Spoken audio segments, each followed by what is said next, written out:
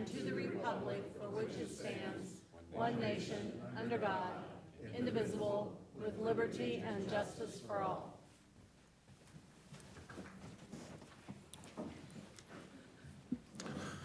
We have one item today on our action agenda, and that's the information and recommendations in regards to solar facilities in Johnson County.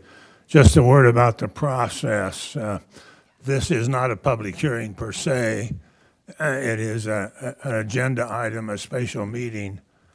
However, we do have about 40 individuals who have signed up to speak, and following presentation by the staff, discussion by the commission, then we will open the public comment for the item that's before us, and we will receive those comments. Following the comments, the item will come back before the commission, and motions will be received and acted upon.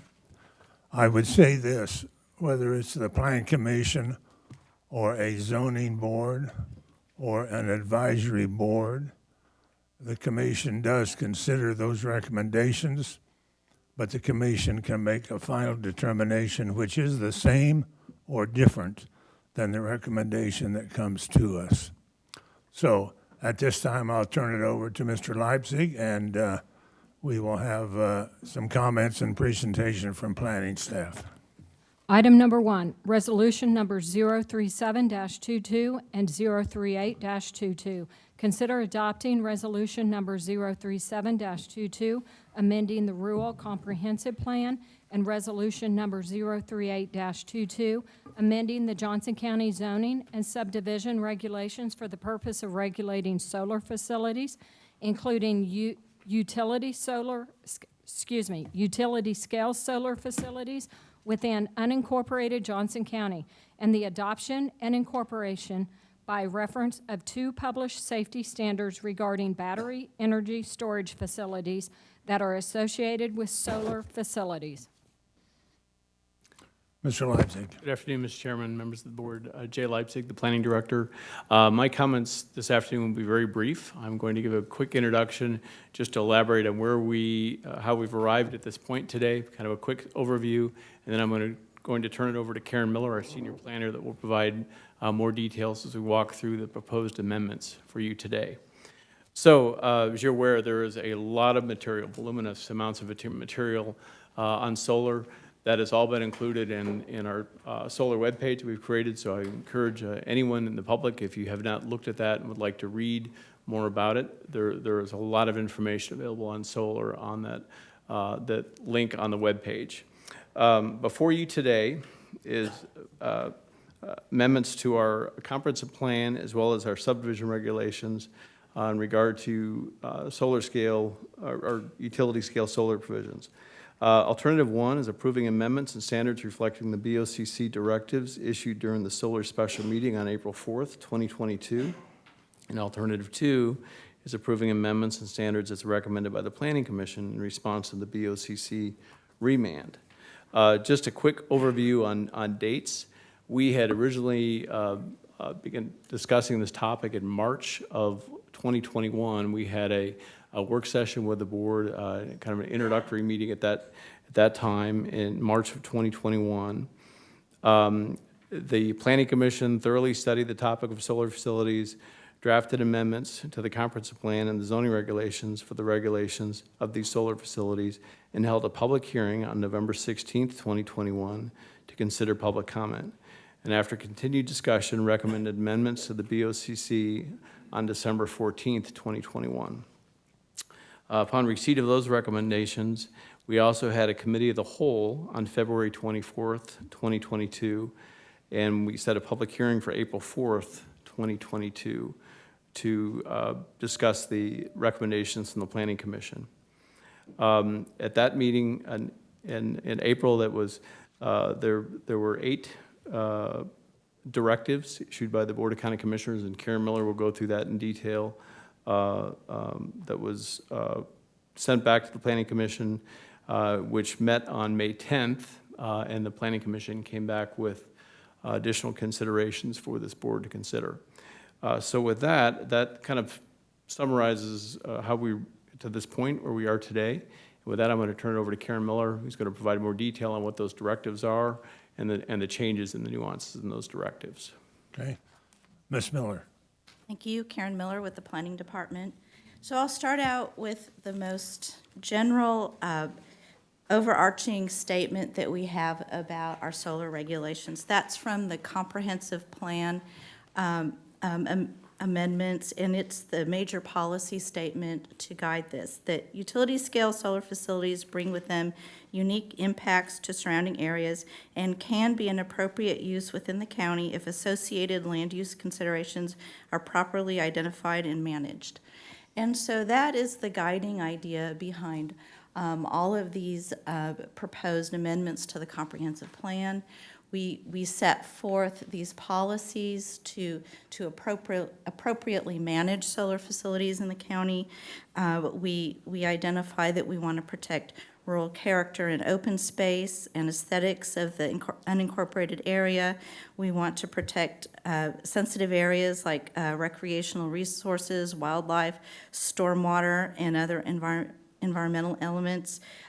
We want to protect the future development of cities and many other things. And Ms. Miller, I apologize to interrupt. Could you pull the microphone closer? You have a very soft voice. I'm sorry. There you go. Thank you. And so that is the whole goal of these policies that we set forth in the comprehensive plan. And with these policies, we went forward and we identified zoning regulations that would affect these policies and reach our goals. And so with that, we've set forth this whole body of proposed comp plan policies and zoning regulation amendments. And we have, for the most part, agreement on these amendments with very few disagreements. But we started out with 8. The Board of County Commissioners at their April 4th meeting sent 8 directives back to the Planning Commission. And Linda, if you could pull up that list of 8 directives. And with the idea that the Planning Commission go through these 8 directives and issue recommendations based upon that. So the first directive was to ask if we should adopt some clarifications on the street maintenance and repair. And so yes, staff, we went through with the legal department and public works. We improved the wording regarding off-street street maintenance. And in fact, the Planning Commission tweaked it a little bit. They also added the idea that repairs should be completed in a timely manner. They didn't add any more specific ideas because if you remember, a utility-scale solar facility, it can range from a size of 10 acres all the way up to several hundred or thousand acres. So some very specific requirements wouldn't be appropriate here, but it gives us the reminder that we need to look at the idea of completing street repairs in a timely manner and set that out in the solar facility development agreement that is part of the conditional use permit application. Number 2, the second directive is clarifications that, yes, battery energy storage facilities are allowed in association with medium-scale solar facilities. The Planning Commission recommended that we adopt those clarifications, and their reasoning was that, yes, this battery storage is an important accessory and an accompaniment to the medium-scale solar facilities. The third directive was to consider a performance standard related to battery energy storage facilities to make sure that if needed, that we could have a requirement that the applicant assume any sort of costs for specialized firefighting equipment. And yes, the Planning Commission thought that was a reasonable idea, and their recommendation is to adopt such a standard. Number 4 is the Planning Commission recommended all of the additional suggested clarifications and changes that planning staff went through. So after the Board of County Commissioners meeting on April 4th, planning staff went through, and we found some other clarifications and modifications, and the Planning Commission agreed with all of those. Number 5, the Board of County Commissioners directive asked the Planning Commission to consider a 25-year term for the CUP to include a one-time automatic extension. If the project remains compliant, the Planning Commission considered that, and their recommendation is a little bit different. They recommend a 20-year conditional use permit term with a one-time automatic extension for 5 years if the project remains compliant. Some of their reasoning was that they believed that an applicant could make the project work within the 20-year time period. They were thinking that longer than a 20-year term, it gets beyond what land uses can be predicted and planned for. They were concerned about the effect on some city growth. That's some of their reasoning, and their reasons in full are located within an attached document to your packet.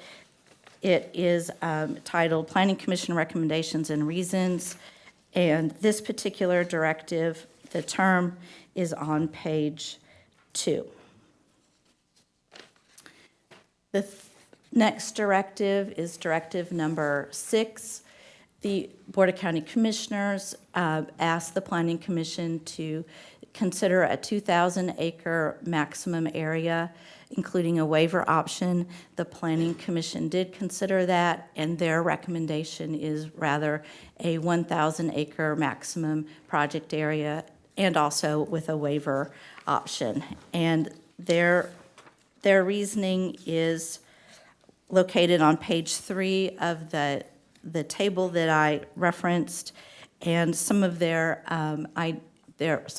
reasons were that this clarifies the position of adjoining cities, and that this protects the city's growth areas, and the idea is based on our historic fast growth of cities. Directive number 7, the Board of County Commissioners asked the Planning Commission to consider a 1.5-mile buffer from the fringe cities, including a waiver option. The Planning Commission considered this, and they recommend a 2-mile distance from the cities, including a waiver option. They gave reasons for this. Their reasons are on page 4 of the table, and they think that this clarifies the position of adjoining cities, and it's consistent with what the cities are requesting for growth. And then the last directive was consideration and review of the impact on surrounding landowners due to the addition of transmission lines to service solar facilities. The Planning Commission considered this idea, and they thought it was reasonable, and they do recommend adopting text to allow this, to allow review of the impacts of the transmission lines from the solar facility to the substations. And so those are the Planning Commission's responses and reasons to the board's directives. And there's just a reminder, there's other things that are in agreement between the Board of County Commissioners and the Planning Commission. For instance, all of the setback requirements. The Planning Commission, in their December 14th recommendation to the board, set forth several types of setbacks, and those numbers have remained stable throughout all of the board's considerations and also the Planning Commission reconsideration. For instance, the setback from the project boundary is set at 50 feet, so all of the solar facilities equipment, including photovoltaic panels and other things, are required to be at least 50 feet from the project boundary. And also, all of this equipment is required to be located at least 250 feet from existing dwellings. And then also, in December 14th, the Planning Commission added another layer of setbacks. If a non-participating parcel is surrounded on at least two sides by a proposed solar facility, then those setbacks would increase. And the equipment would have to be placed at least 300 feet from an existing dwelling, and the equipment would have to be placed at least 100 feet from that shared joint property line. And that recommendation's been in place since the Planning Commission's recommendation on December 14th. And also, just to note that there's been extensive discussion about stormwater, particularly among staff, the legal department, and public works. And staff has also talked with other municipalities regarding their experience with stormwater. And there's extensive requirements regarding stormwater. Application requirements require a stormwater plan to be submitted, and Public Works is also going to come, if these regulations are adopted, they're going to come before this board and offer more stormwater guidance or regulations. And with that, I'll wrap up my comments. Thank you. Ms. Miller, let me ask you this. I know the staff had made recommendations to the Planning Commission as well as to the Commission. Are those recommendations still your recommendations? And could you share those with us? Sure. Yeah, please. Yes, Mr. Chairman, Jay Leipzig, the Planning Department. Staff still concurs with our original recommendation to you, which was the 2,000 acre maximum size with a waiver being available. Also, the minimum term of 25 years for the term of the conditional use permit, and the 1.5 mile buffer from the cities for the utility scale solar provisions. And those still represent your professional judgment, is that correct? Yes, they do, sir. Okay. Ms. Miller, there were two parts to the, well, let me say, first of all, I really appreciate the Planning Commission's work on this issue. They spent many hours and a lot of discussion, and so I want to thank them for their good work, understanding that minds can differ on the final outcome, but at the same time, they did yeoman's work in presenting the recommendations to us, and thanks to the staff also for the many hours I know that you spent in helping to develop these regulations. There's two resolutions, as I understand it, before us.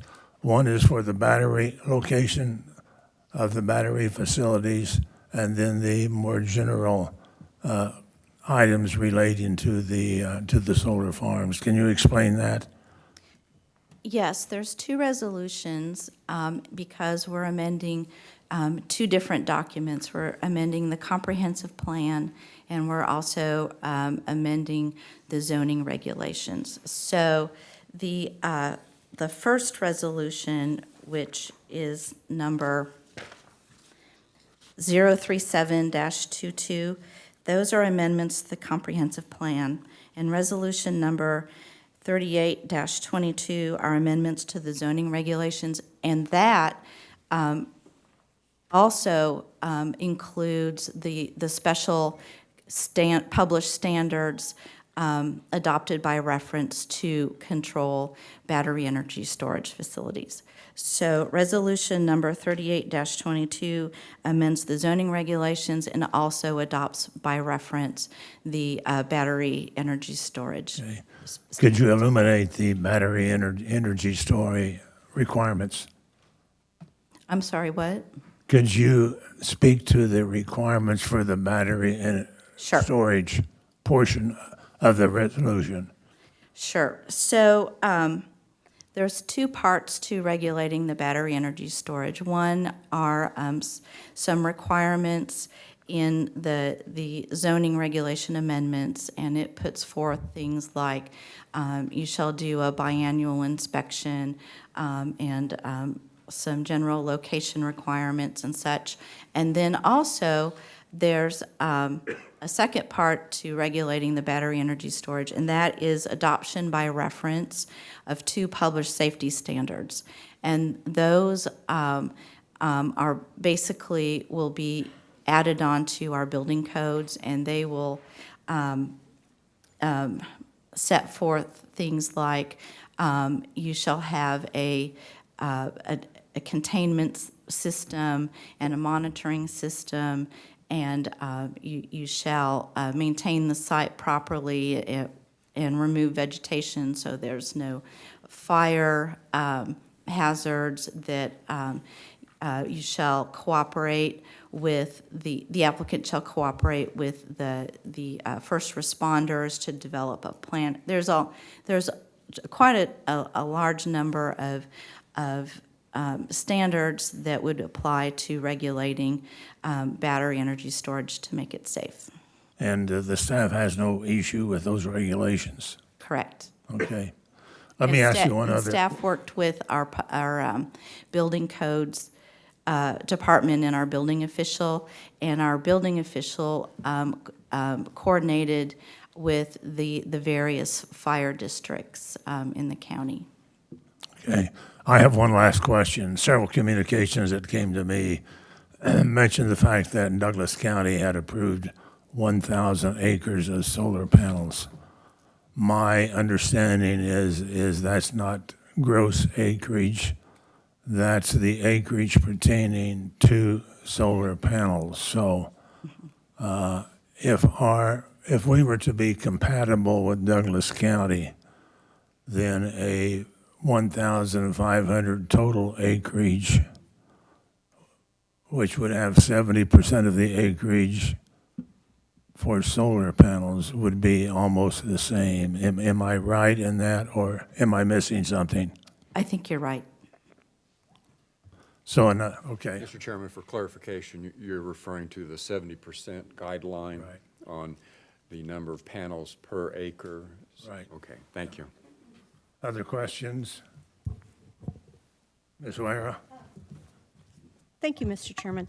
Yes, that would be 1,400 acres total, and I do not know. Mr. Lepsig, do they have waivers available? Yes, Commissioner J. Leipzig, they do have a waiver available. And what's their distance to cities?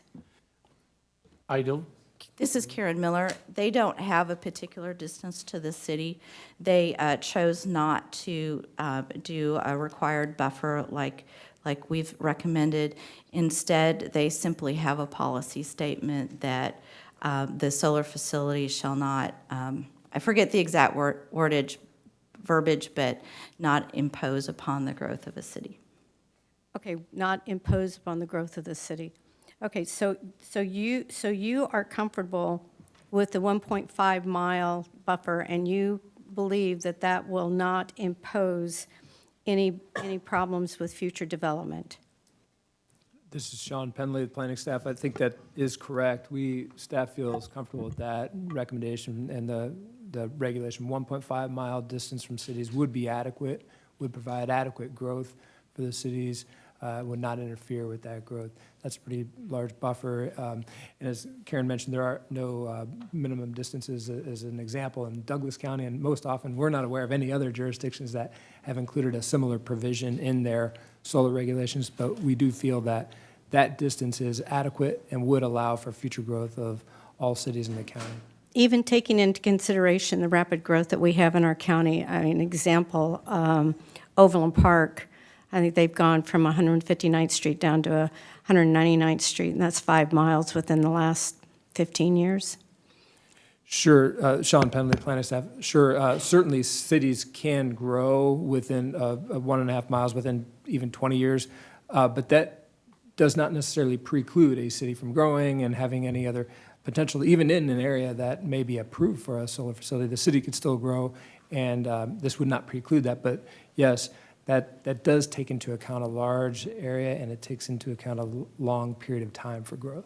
And this is a dramatic change in our comprehensive plan. We never, ever envisioned heavy industrial use in western Johnson County. Is that correct? Yeah, comprehensive, I'll try to answer a little bit, and Karen may be able to add to this. For comprehensive plan, we do not have any recommendations for industrial zoning in most of the unincorporated. That is correct. However, conditional use permits certainly have been approved in the unincorporated area, and some of those do include uses that may be more intense.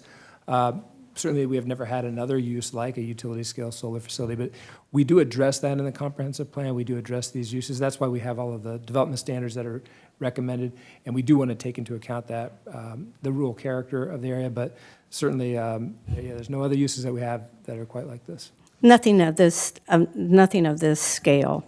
I mean, we never envisioned anything of this scale because, I mean, our traditional development pattern has been that in our comprehensive plan, we limit, in our zoning regulations, that we limit growth as to 10-acre parcels unless it's platted. And so it's for large lot development. And that is the pattern over and over and over, except for like along Metcalf, south of 199th Street. We have a little bit of industrial use there, but it's nothing in comparison to this. So my question is that for 50 years, people have been making decisions on investing in Johnson County, and residents have been making decisions to purchase 20 acres, 10 acres, whatever, and putting their homes there, and they're putting tremendous amount of trust in our comprehensive plan. And so now, all of a sudden, we are doing a right turn and saying, oh, okay, we're going to be thinking about 2,000-acre solar farm with waivers, which possibly could be 3,000 acres, which will be contiguous with what is in Douglas County. So that's, I mean, you're looking maybe at a 4,400 acre facility. I mean, that's huge. And then we have the battery storage, and I'm assuming that we are adopting these fire standards because if there is a battery fire, this is a chemical fire, correct? I don't know the answer to the chemical. Commissioner? Not necessarily. Necessarily. There are different factors to it, but it It definitely has could many be a factor. characteristics of a chemical And in fire. regard to those standards, that is that's really what that is. It is a fairly new set of regulations and standards to the International Code Council that are specifically for these type of uses. So that's why that's important to have those regulations. And what was our consultant's recommendations on the size of these solar farms? We had, there's in the packet of materials, there was, when we had started to discuss this process, the 1,000 acres maximum was regarded as, that is, if you look at a lot of the similar properties are being currently operational, generally are about 1,000 acres or a little less. However, when you look at future developments, those are on the books, and those that are, as we go into the future, the trend is for those to be larger. So that's why there's another memorandum that's dated June 2nd as a revision to the original memorandum that the Berkeley Group prepared that talks more about the 2,000 acre maximum, because it is, there are several projects that are being proposed. Matter of fact, one is in Kansas City, Missouri, up by the airport. So there are some stipulations and some other projects that are contemplated in areas similar to Johnson County. But just because Kansas City, Missouri is doing that doesn't mean that Johnson County has to do this. And this is in a rural area, whereas Kansas City, Missouri is up around the airport, which has more of an industrial future. So, I mean, and so you had, I believe, what was your recommendations in the beginning when we started this? Our original recommendation, we were thinking, because as I just said, or just stated, 1,000 acres because it was consistent with what we're seeing in terms of existing projects. But as we did more research, and part of that also included the way that all of these regulations work together, so that we have the coverage area, the setbacks, natural topography features of the land, that's all accounted in that. And so if you look at what Douglas County has done, 1,000 acres of the actual panels it's difficult to draw a direct comparison between the two. But that would be, was some of the thinking with that. that would be 1,400 acres, correct? Yes, Well, Well, Sean Penley, approximately. yeah, planning staff, I don't think there's an exact comparison because we don't know yet what potential area, the way the project area is measured on our regulations is different than the way Douglas County measures theirs. As Mr. Leipzig indicated, the way the project area is measured in Douglas County is just based on the actual panel coverage or the equipment area. As to the total gross area of the project, the property, it just depends on how large the property is and how much a particular landowner would lease out part of their property. But if you took into account all of the additional standards we have with buffers, maximum panel coverage of 70% of the total project area, setbacks, and all the other development standards, realistically, you could be upwards of 1,500 acres as a direct comparison or more.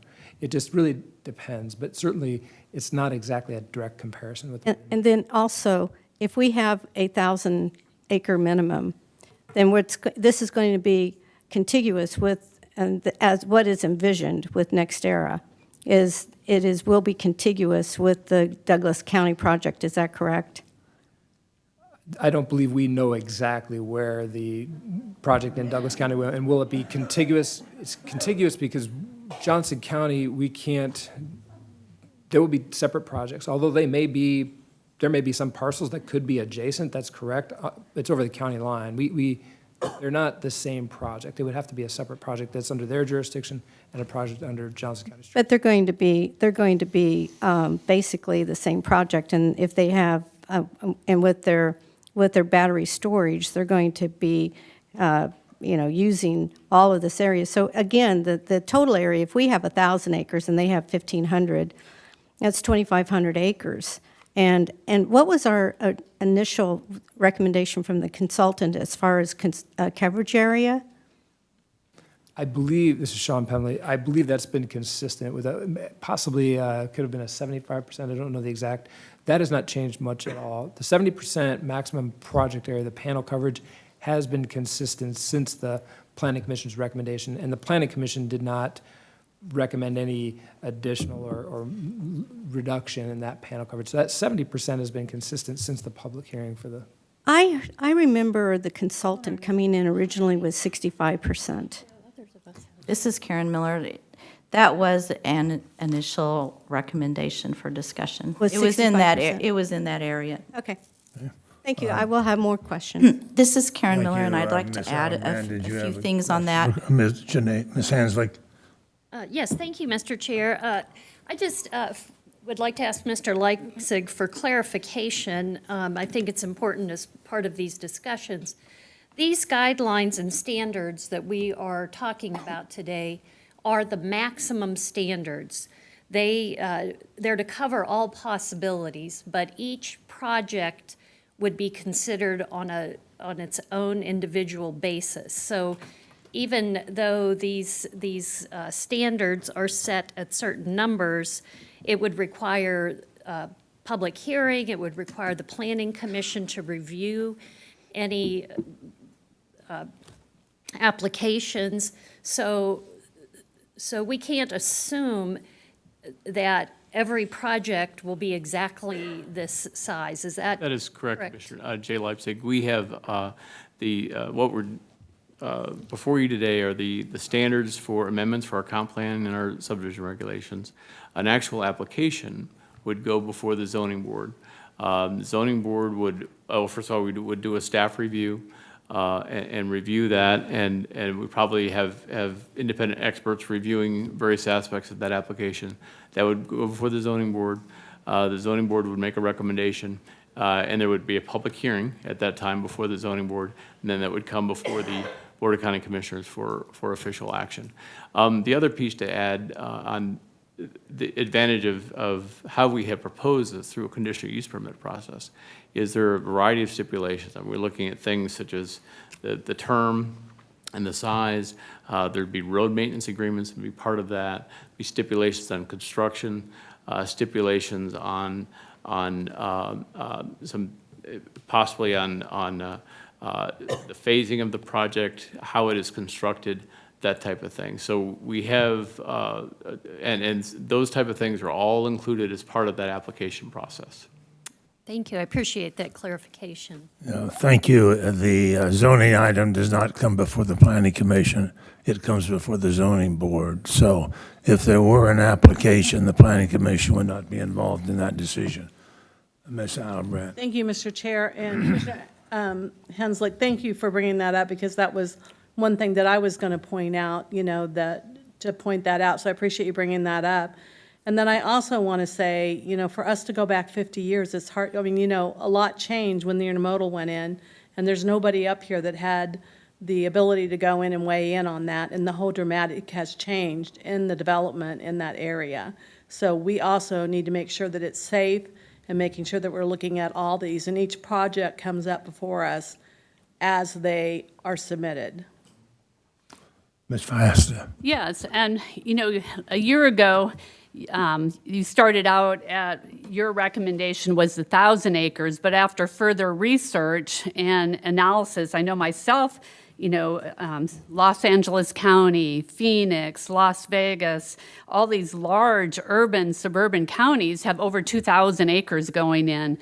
So Kansas City, Missouri is not an outlier, but it's right in the market of what's happening across the nation on urban, suburban counties. Is that correct? That the reason why you're recommending 2,000 acres, is that how much the business and the industry's changed in 1 year? Am I correct to say that?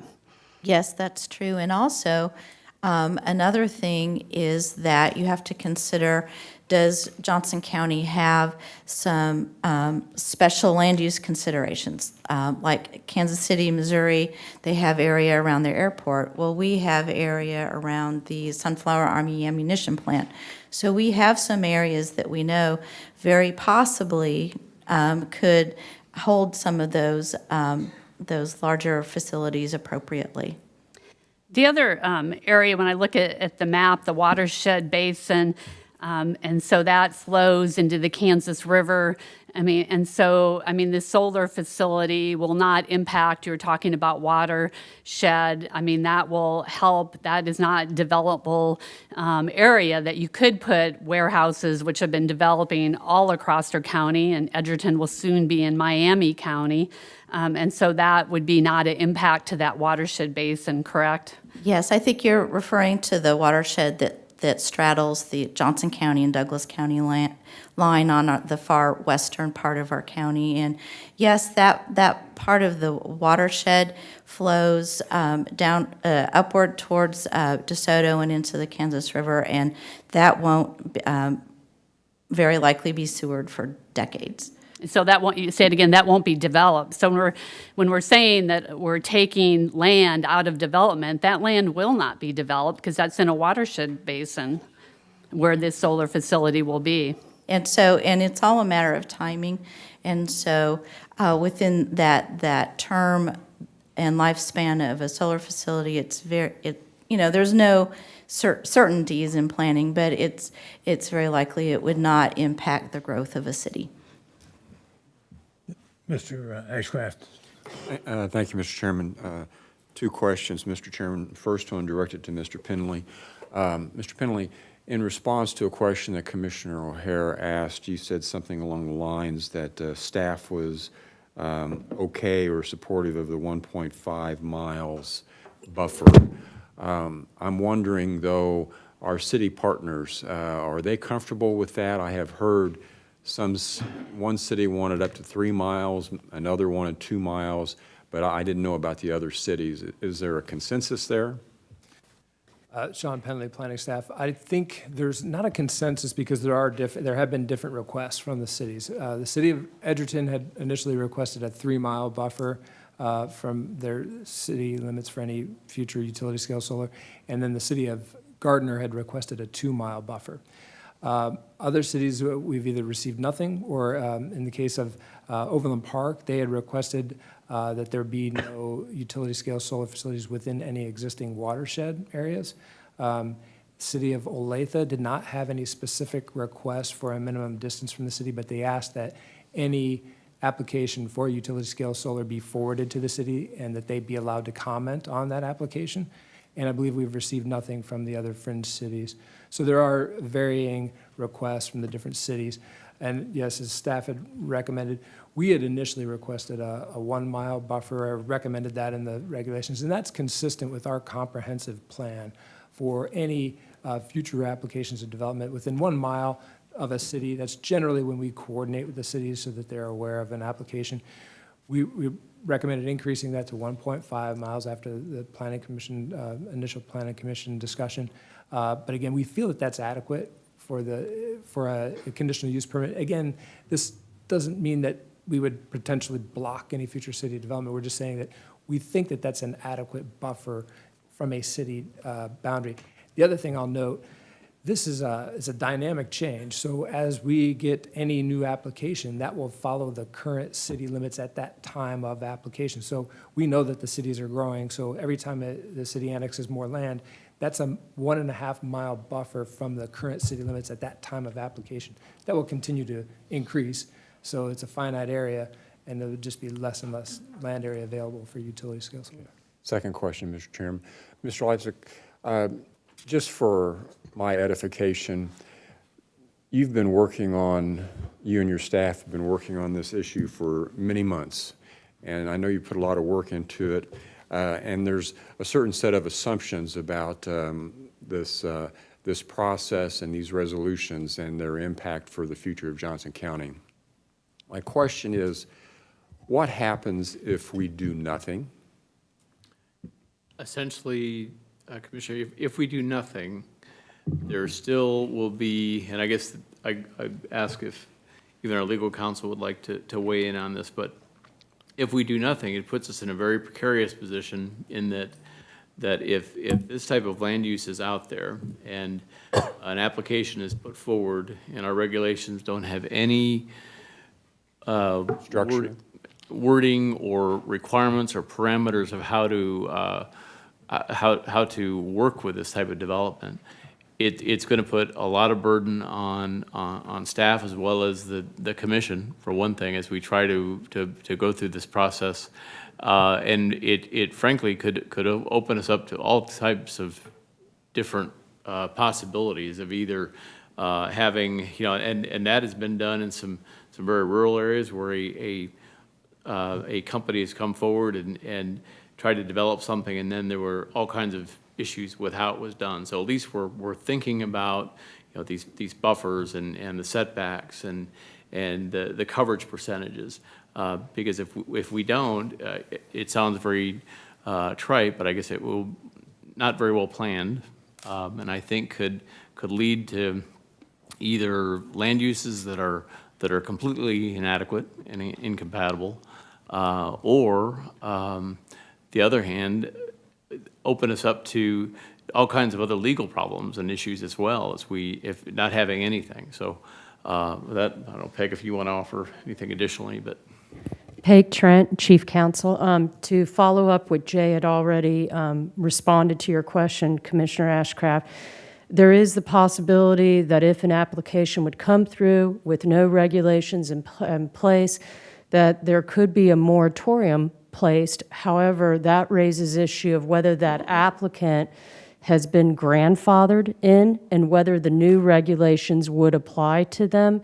And also, you want to make sure that we're not making regulations to prevent that specific applicant. So it raises a host of legal issues if you do nothing.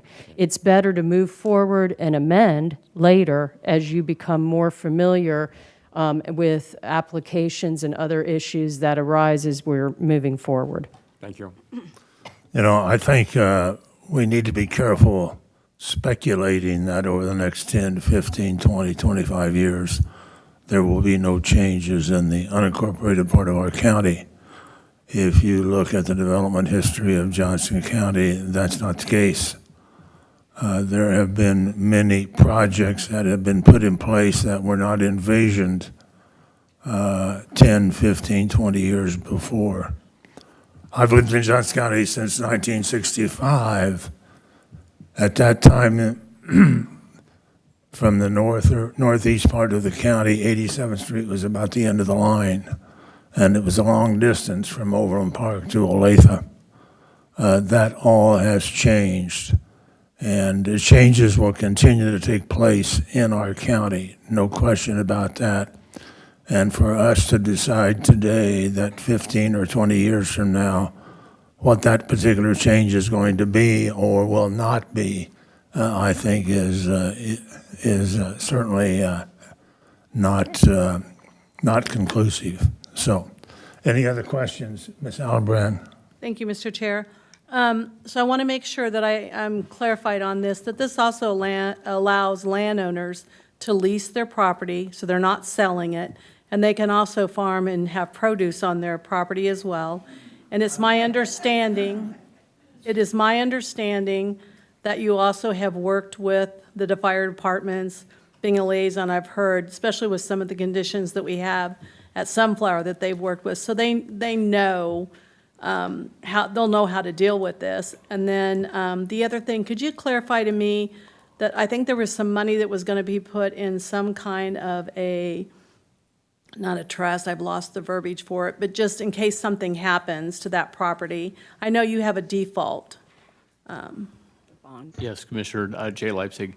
A couple of things. This part of the requirements of conditional use permit is having a reclamation plan, similar to what we have for a quarry, for example, where the applicant or the developer has to post financial sureties to ensure that the property, if something should happen, so that it be returned back to its pre-construction state. So that's a combination of an escrow, could be a letter of credit, a variety of different things, different mechanisms to do that, which would be reviewed by the county's financial staff as well as an independent consultant, and also be reviewed every 5 years to ensure that there's financial stability, and so that investment would be secure. So yeah, that is a couple of different ways to do that, but it's very similar to what we have for quarries. Thank you. Any other questions?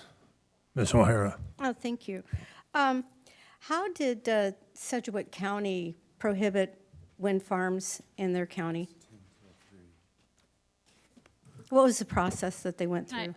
would like to answer. Sedgwick County has several airports. They have Air Force Base, a major airport, and the reason why they don't have wind is because, just like with us, we have 2 airports, and you have to be so far. They have too many airports in their county, and the easement, the distance from the airports. So that is why they do not have wind. It is not because of not allowing. It is because of the FAA and because they have a military Air Force base.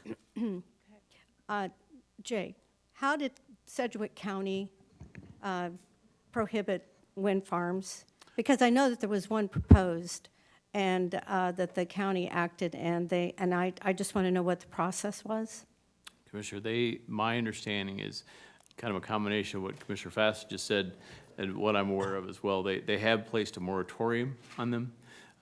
However, that's problematic in that there is a moratorium, but it's based upon some of the facts that Commissioner Fass had just mentioned. I do think there are certain conditions, for example, in Johnson County where wind may not be appropriate. But that is how it was done. It was placed through a moratorium.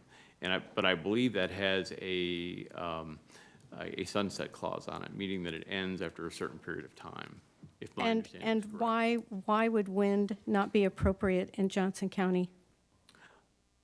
On that, well, there again, Commissioner, I haven't studied that issue in depth.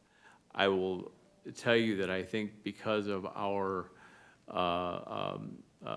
in terms of growth, and I think if we were located, wind has more, there are some more difficult issues with wind regulation than there are with solar. So solar can be very daunting as well. But I think that it's an issue that needs to be studied. So as a county, we have the right to prohibit wind farms in our county? I'm going to ask the legal counsel to address First of all, we're going in a different direction than, Yes. we're here for Wind solar, farm- not wind. wind farms And are I not can tell you, before us today. wind turbines are completely a host of Well, different issues. I understand that, but just it's just a question, because if we could prohibit wind, we could prohibit solar, I'm assuming. Well, you can't just come out and say, we're not allowing wind. There has to be reasons, and at this point, there would need to be studies for setbacks, vertical, there's all kinds of issues of where that can be, where it can be cited. At this point, we're here for solar, and I would just redirect the commission back to the regulations. Thank you. Mr. Myers. So I don't want to be off base here either, but reclamation plan is something that I've got concern about or have interest in. Making sure that the monies are set aside to appropriately take care of the land if it becomes the end of the project or during the project, whatever means. Is there enough, is that negotiable as far as reclamation plan, or is it set in stone from the beginning? And just wanting to make sure that staff feels comfortable with that. Sure, Karen Miller. So there's two parts of the decommissioning and reclamation. So upon application for a conditional use permit, the applicant has to turn in a decommissioning and reclamation plan. And there's some very specific requirements for that. They have to use a professional engineer licensed in the state of Kansas who has expertise in the removal of U.S. solar facilities.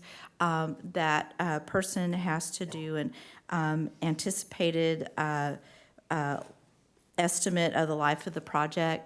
So they have to state upfront how long that project's going to be there. Then they estimate the costs upfront of that reclamation and decommissioning plan. And then a requirement, if the application is approved, that estimate for the costs has to be reviewed at a minimum of every 5 years. And it can be reviewed more frequently if market conditions change or that type of thing.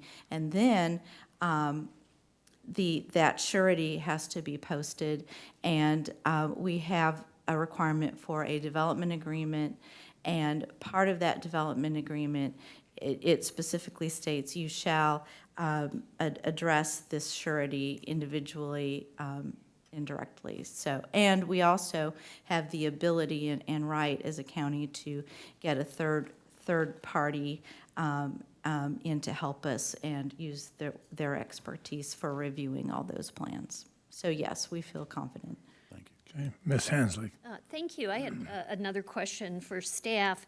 One of the things that I think is so important in our comprehensive plan is looking at mature trees and making plans that protect those to the extent possible. And my understanding is that by having a 2,000 acre maximum project area with a waiver, we're providing an option for solar farms to be developed around existing stands of mature trees rather than having to cut them down. Whereas if you have a smaller project area, then there may be more chance that you have to cut down more trees. Can you speak to that, please? Sure. This is Karen Miller, and clerk, could you please pull up document number 2? That's the red line draft amendments. And once you have it up, if you could go to page 5. So it all starts with the comprehensive plan amendments, and we take great effort to point out that in the Midwest, generally, the way solar facilities are developed is in rural areas where there's former fields, and that generally those PV arrays are put in those former fields, and with a minimum of clearing and grading. I mean, there will be some of that, but the idea is to keep those existing tree lines and mature trees. And so we start out with that idea. We set that out as the goal. And then we, to strengthen that, we have regulations in place where you have to submit a grading plan to show all the grading that you do. You have to submit a landscaping plan that shows all of the mature trees, and we define mature tree and mature stands of trees, all of those that are being removed and all of the landscaping that's added. And then we also have maintenance requirements where you have to maintain all of that ground cover and landscaping that you add. So yes. Thank you, This is, Mr. Sean. Ashcraft. Did you have another question? Yes. And I'd like to draw your attention to the screen. And so this is what's envisioned. It's not clear cutting, and if you look at this, the idea of heavy industrial uses, where it was mentioned earlier, and the planning staff thinks that heavy industrial uses are a little bit different in character. They have more noise, they have more odors, there is some visual impact on this, but it's a different kind of visual impact for a heavy industrial. So this is really the kind of the character that these regulations are aiming for. If I could follow up on that for Ms. Miller. So from my understanding, though, if it's the state that regulates any large-scale animal farming, is that correct? Yes. And so I was looking at some information, and if the information I had is correct, it says that Kansas law mandates that a hog facility with a capacity up to 3,724 animal units to be 4,000 feet from a home, school, church, medical facility, or other places where people congregate. And we're looking at 7,920 feet. So the state of Kansas could approve a hog farm, a commercial hog farm operation that would be much closer to a city than what we're proposing here. And I'm not expecting you to know the Kansas law, but that is what my understanding is. That sounds generally correct. Thank you. Mr. Ashcraft. Thank you, Mr. Chairman. Mr. Chairman, my first set of questions are in reference to the CUP term, and I would like to have some understanding from staff. I believe the terminology that is used is that 20 years in Johnson County is considered to be the prudent planning period.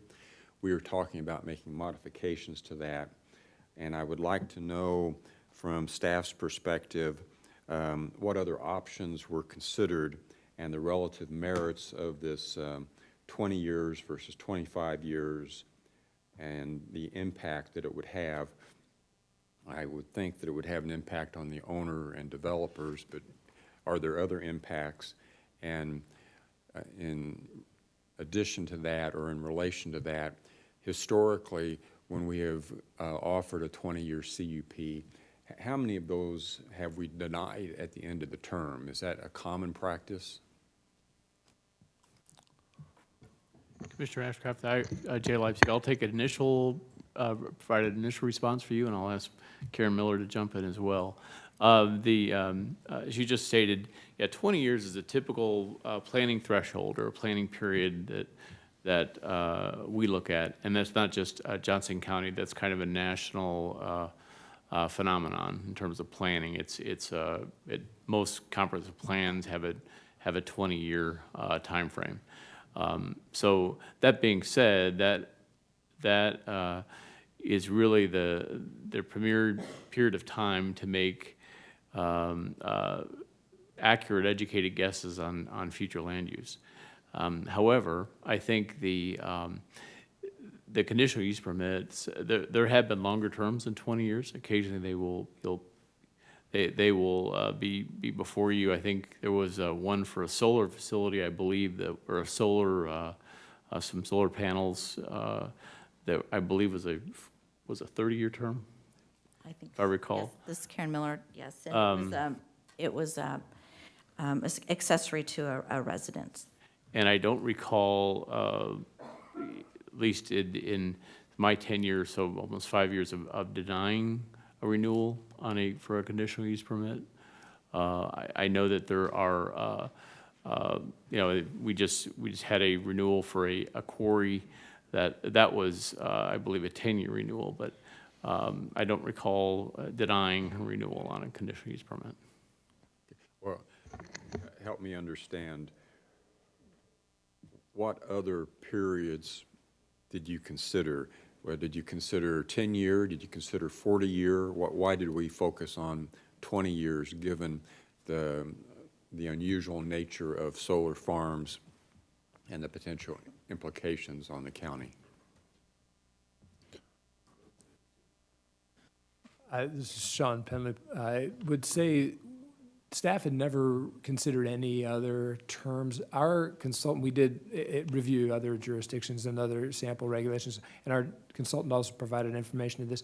Most other jurisdictions do not have any terms. These are large facilities, obviously require capital investment, a large investment by an applicant. We, as an example, for the other facilities that we could think of as an example, like communications facilities, cell towers, oftentimes an applicant will request a minimum of 20 years due to, the investment that they're placing in that. And that is the other example of other CUPs in the county that I could tell you that have had several cell tower CUPs that have been approved with 25 years or 30 years, other examples. So that's where it started, how staff had recommended the 20 years. We did not look at any shorter terms, again, just due to the large size and scale of facilities and the fact that owners are investing in this, and that's just typical. And to be honest, for a lease, most property owners are entering into land leases even for longer terms than that. One clarification, Mr. Chairman, then I will yield. Did I understand you correctly, Mr. Penley? You said something along the lines that most don't have terms. Is that a national standard? What's the basis of that? For our experience and the information we have gathered in other jurisdictions, either don't have a term, that they do not have a deadline or an expiration on a term for a conditional use permit, or they're longer than 20 years if they do have them. So most of our examples that we found do not have terms in their CUPs for solar facilities. Thank you for that clarification. I think terms for conditional use permits entirely up to the local jurisdiction. Okay. Ms. O'Hara. Oh, thank you, Mr. Chairman. I just pulled up what Sedgwick County in 2019, they voted Wednesday to update the county's comprehensive plan and zoning code with specific policies for renewable energy systems. The new regulations prohibit wind facilities and allow solar array systems. And then also it talks about that Reno County, after lengthy public hearings, county commissioners in Reno County denied NextEra Energy a permit to build the wind farm. So the counties in Kansas, it seems like that they are saying no to some of these alternative energy projects. And I'm just wondering, what is the process? And what is the legal standing that we could say Johnson County is not appropriate for solar farms? And I don't think that there's anyone here that would argue with a solar farm being put on the sunflower ammo plant. But 6,000 acres of that is in DeSoto, and so that's a city issue. But we have 3,000 acres still in the county that possibly, I believe that growth area is Gardner's area. Is that correct? Well, I would simply say, as was stated previously, wind turbines are not before the commission today. And so also, what is the limit? What is the limits on lot size for septic tank systems? This is Karen Miller, 2 acres. 2 acres. Do the cities have different regulations, like Gardner and Edgerton? This is Karen Miller. They don't generally have septic. But they could. That's an area I don't know anything about. Well, I know that Olathe has annexed properties that have existing septic systems. So development doesn't necessarily have to be our traditional quarter-acre subdivision that is sewered, that there are alternatives. So to say that this area is not developable is a misnomer. Is that correct? I mean, it could be developed. I mean, and it is developed to a certain extent that there's, how many homes are in that area? Commissioner, I don't know off the top of my head. Jay Leipzig. 200? I don't think anybody's saying that the land is not developable. I mean, you absolutely can't say that because it is Right, at it some is point in developed. time. Right. Yeah. Yes. Okay, thank you. All right, any other questions? Okay, we will turn to the comment period. Do we have anyone who virtually wishes to speak? Pardon? Yes, sir. 1 second, please. Okay, how many virtual speakers do we have? We have 11 signed up at this moment. Okay, well, we will begin with our virtual speakers. Comments are limited to 2 minutes. For those who are in person, there is a modem on the podium, which you can use to track your time. If speakers go over 2 minutes, then the chair is required to interrupt and ask you to conclude your remarks. So at this time, we will begin with our virtual comments. Our first virtual, James Krasinski, is not on at this time. I will move to Kay Johnson. Okay, let's go Kay to the next one. Excuse me, Kay Johnson is not on either. Becky Sams. Excuse me, we'll move further on. We have Stephen Clark. Good afternoon. Can you hear me? Yes. Thank you. Good afternoon. My name is Steve Clark. I live at 3422 Kensington Court in El Dorado Hills, California. I'd like to address the issue of whether it's appropriate for a county like Johnson County to host a solar farm up to 2,000 acres. Some county planning commissioners expressed concerns about this issue. They seem to believe that larger solar farms only belong in a remote, lightly populated area. The Berkeley Group was tasked to compile a list of counties similar to Johnson County that host large solar farms. Berkeley Group's June 2nd memo identifies some comparable large solar farms in counties like Johnson County, concluding that 2,000 acres is not too big for Johnson County. But after I read Berkeley's memo, I thought of several large solar projects I personally worked on that were left off of Berkeley's memo in his list. I've emailed the details to the Planning Commission and to the county commissioners. At least 3 highly populated counties host large operating solar farms. Los Angeles County in California, Clark County, Nevada, which includes Las Vegas, Maricopa County, Arizona, which includes Phoenix. In all three counties, large solar farms with capacities from 179 to over 800 megawatts have been permitted and are operating successfully on sites ranging from 1,800 to 4,500 acres. Each of the solar farms is located within a short distance of growing suburban cities near the urban fringe. Remarkably, the 800 megawatt project is located inside city limits. 3 different counties in 3 different states, 4 large solar farms. Most importantly, none of the counties limited CUP terms or solar farm acreage. None of them set a minimum distance between the farm and the city limit. I ask you to take this real-world experience into account and urge you to remain with your prior votes. 25-year CUP, 2,000-acre plant size, 1 mile minimum distance from cities. Hey, thank you very much. Now I have Nina Landman. Nina?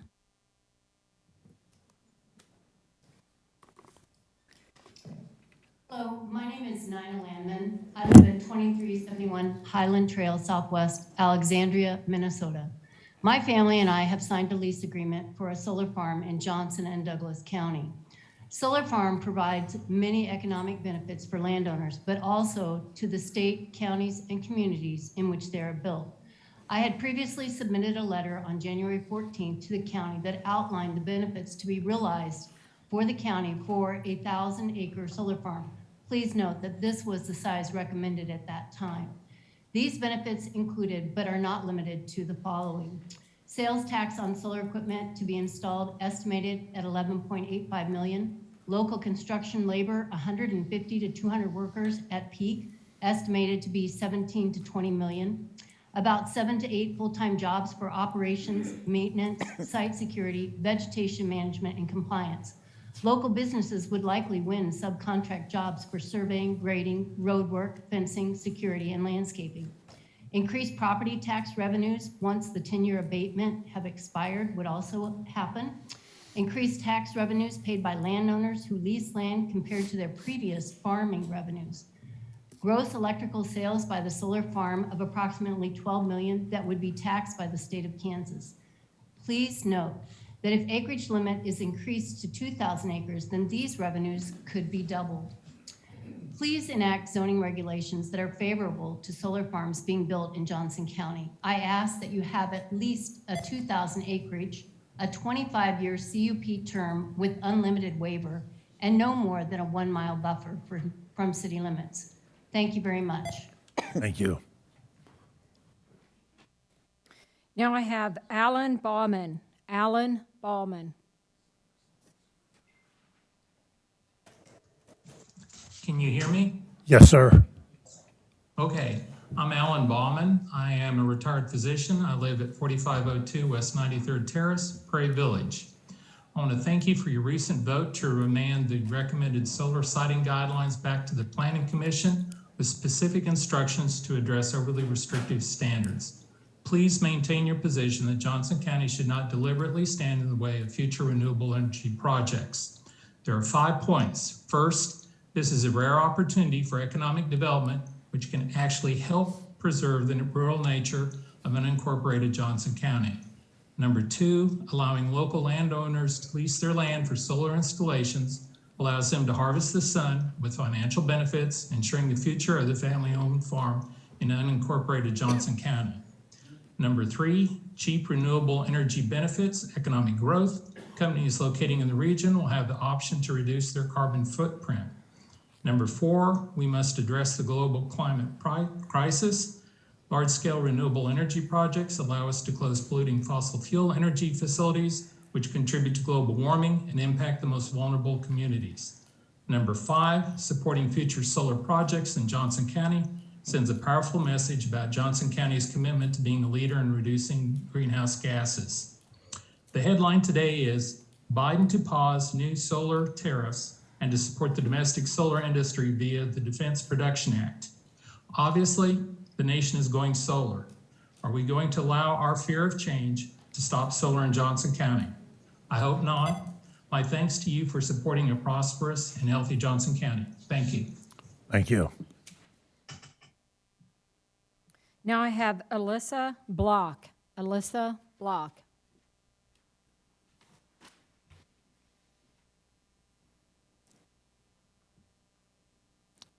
Is she muted?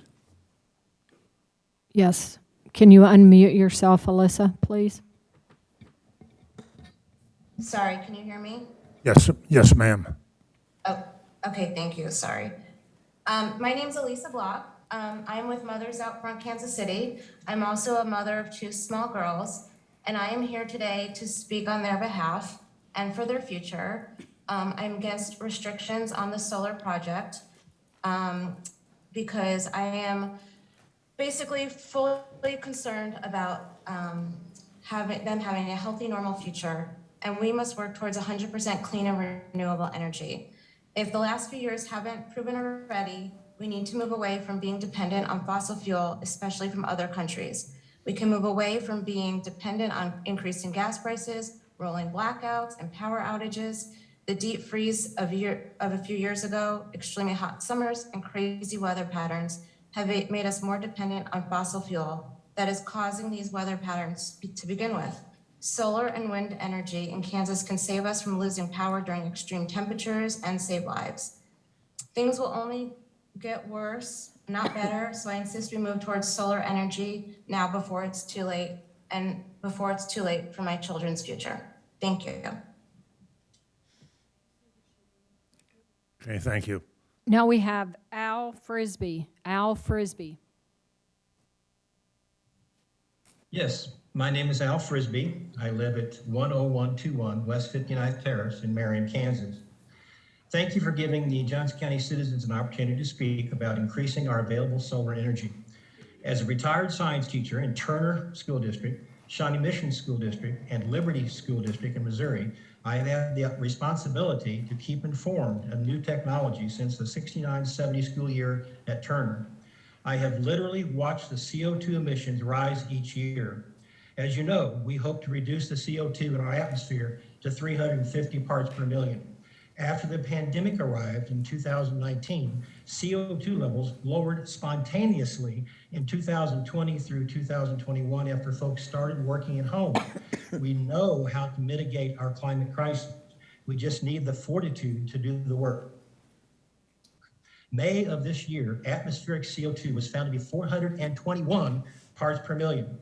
We need to get serious about this global crisis soon, because solar farms and wind farms will help reduce emissions of CO2. I would very much like to see the USSF completed in the 1,000 to 2,000 acre suggested with proper regulations that would solve any problems forecasted. Also, I'm looking forward to seeing high-tech batteries included in the proposal to allow electricity to flow during the night hours. Science is our only hope for the future. Let's get busy. Thank you. Thank you. Now I have Laura Beth Clark. Laura Beth Clark. Good afternoon. My name is Laura Beth Clark. I live at 3422 Kensington Court in El Dorado Hills, California. I grew up in Gardner and spent a lot of time at my grandparents' farm west of Gardner. That's where my mom grew up and my Uncle Lucky lived there too, taking over farming from my grandfather. While growing up, my dad worked very hard as a veterinarian in rural Johnson County and nearby. As his savings allowed, he bought farmland in Johnson County to raise beef cattle on. As my siblings and I grew up, all 6 of us helped our parents raise cattle, put up hay, build and mend farm fences. We helped move cattle between pastures and helped Dad with cattle chores during all kinds of weather.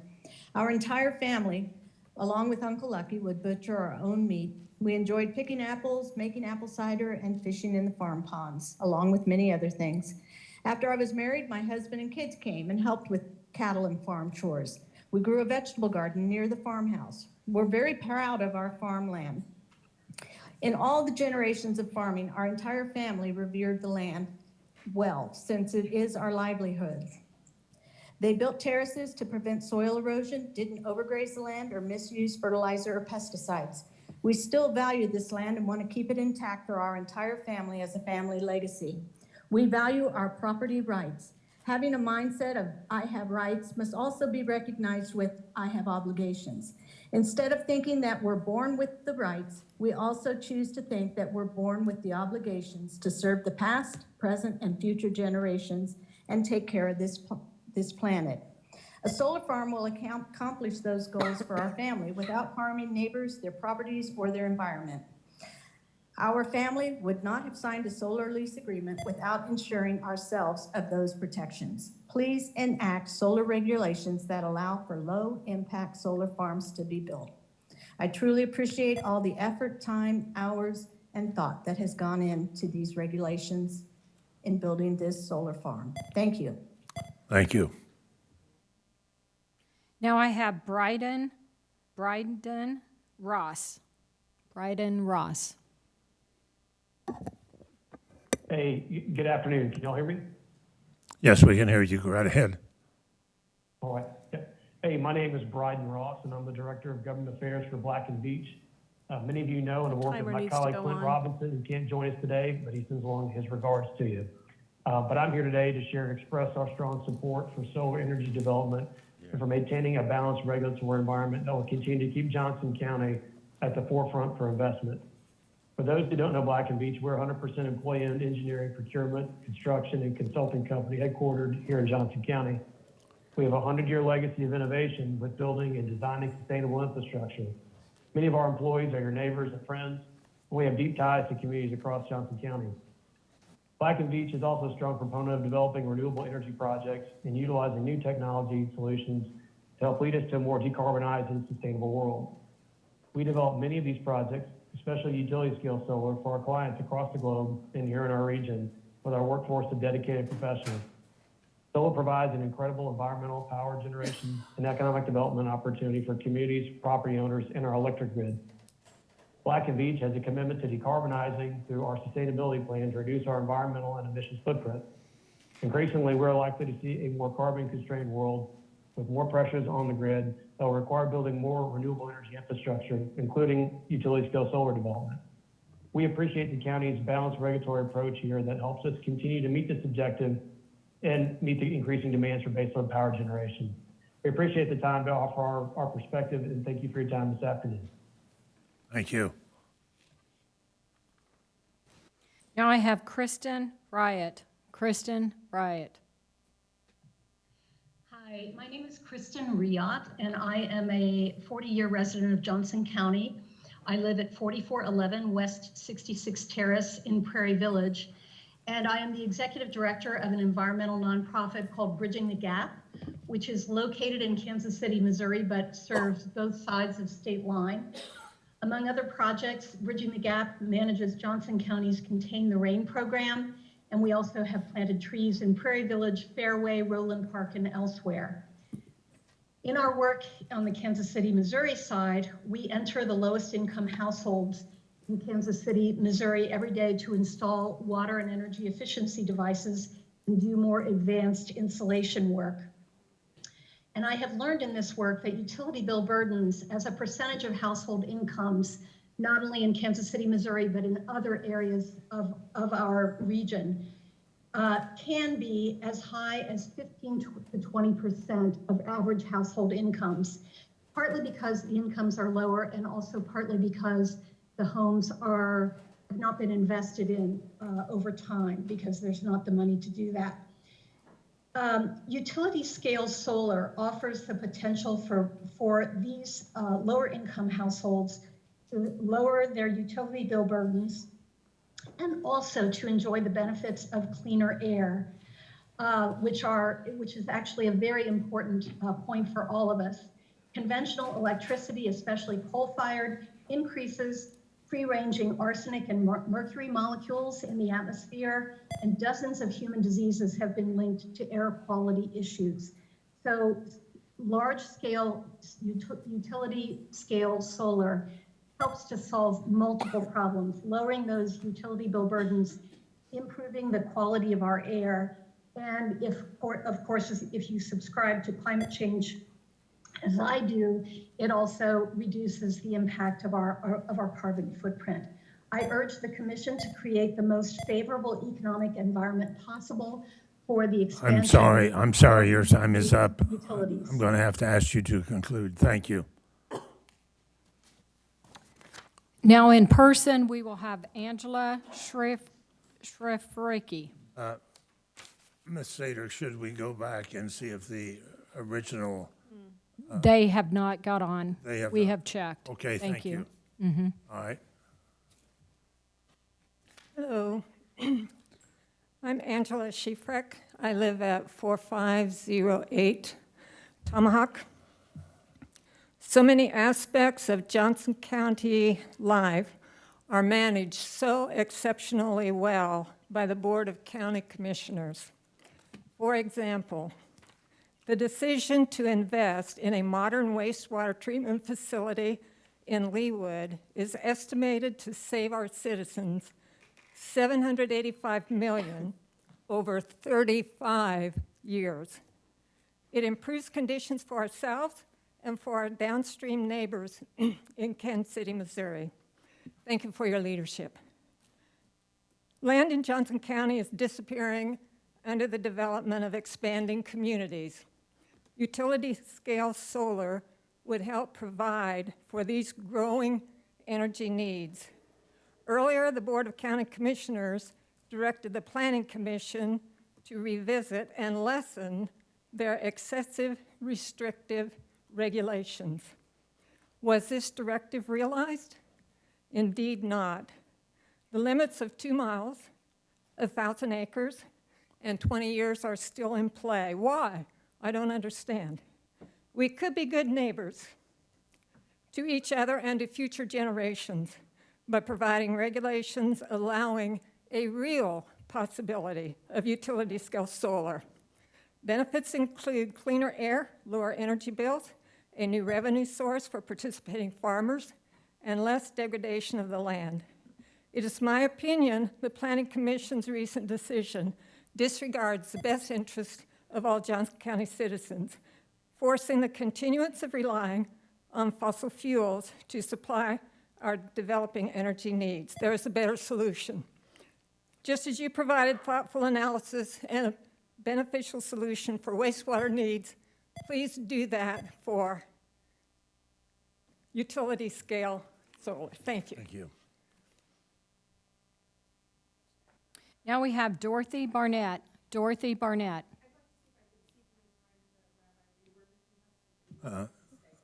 No, ma'am, we do not concede, but if someone has to leave and has 2 minutes, that's fine. For 2 minutes, yes, ma'am. And, excuse me, what was his name? Rabbi Reber. And he signed up? Okay. You may switch positions.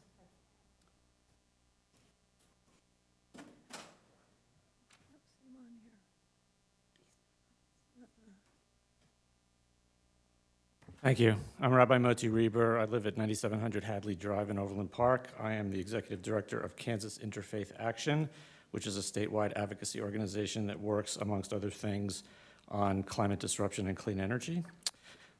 Climate is probably possibly the most pressing issue of our time, and we know that in order to address it, to keep temperature under 2 degrees Celsius, we need to move off fossil fuels as quickly and as comprehensively as possible.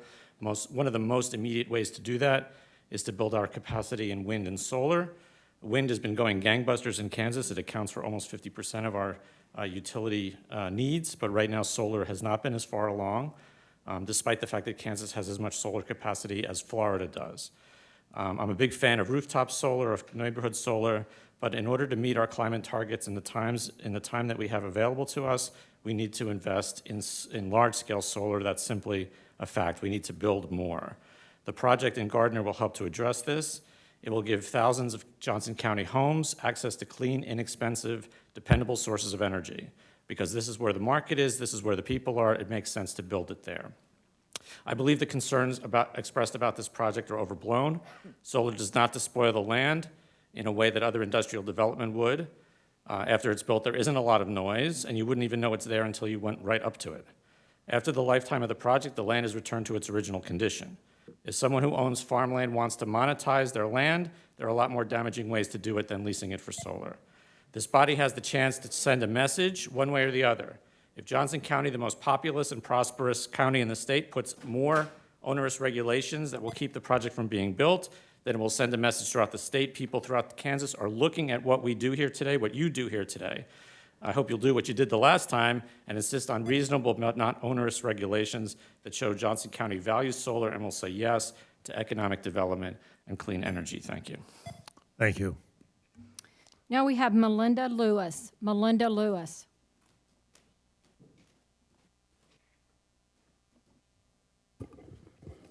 Good afternoon. I'm Melinda Lewis, a voter, resident, and mom at 4630 West 70th Street in Prairie Village, and a member of Mothers Out Front KC, asking you to say yes to solar this afternoon. We know that news headlines, the findings that supported the recently approved Climate Action Plan, and a lot of our own observations show us that it is decisive climate action that is most urgent to preserve the quality of life that we care about here in Johnson County. Today, I'm really here as a mom to ask you to commit to clean energy for my children and for all of our children. This is a key moment for our county as we face the growing climate crisis and its attendant cost for human health, for household finances, and for planetary well-being. We need regulations that allow us to harness the abundant potential of the sun to meet our energy needs. Individually, many Johnson Countyans are more climate concerned than ever, but we know that only public policy is up to the size of the challenge that we face. Large-scale solar development will help us meet the targets outlined in the Climate Action Plan. It will provide a crucial example to inspire our neighbors, and most importantly, to me and to many, it'll give our kids a chance to grow up in a livable climate. To realize these promises, we need solar development without unnecessarily onerous restrictions. You have already outlined common sense parameters on the timeline and the acreage and the distance requirements that guide development without unwisely impeding innovation. As the leaders exclusively vested with the authority to set these terms, I hope that you will proceed in that direction with today's vote. Thank you. Thank you. Now we will have Mary O'Leary. Mary O'Leary. Good afternoon. Thank you for allowing me to speak to you today. My name is Mary O'Leary, and I live at 3600 West 73rd Terrace in Prairie Village. I'm here because I'm a concerned resident, but most importantly, I'm a concerned grandma. I'm in favor of utility-scale solar development in Johnson County. Solar energy is an important part of the solution to reducing our dependence on fossil fuels and is an energy supply that meets the needs of 21st century businesses. Limiting conditional use permits to less than industry-accepted standards of 25 to 30 years is arbitrary and threatens the viability of utility-scale solar projects. Solar energy isn't a new idea or a new industry. Solar costs are going down while efficiency is increasing. It's a clean, renewable energy source that conserves the land underneath. Limiting the size to only 1,000 acres infringes on landowner property rights and also limits the opportunities available to the county. Targeting one form of development that doesn't have harmful effects or costly impacts is bad public policy and bad governance.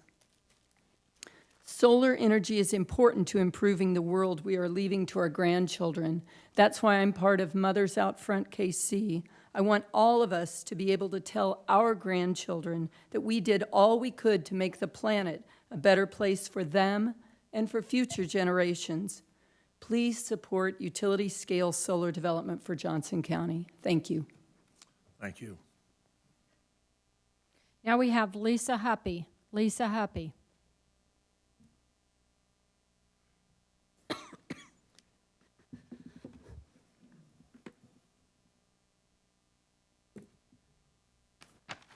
Good afternoon, Lisa Huppy, 17535 Edgerton Road. We are not against solar energy.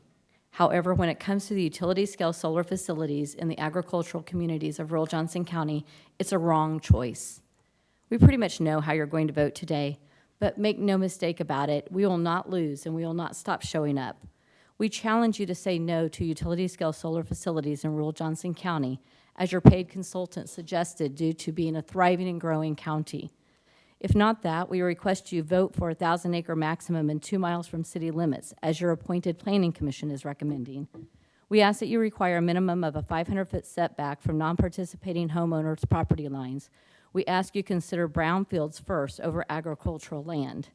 You sent recommendations to the planning commission for utility-scale solar facilities to have a 250-foot setback from a dwelling.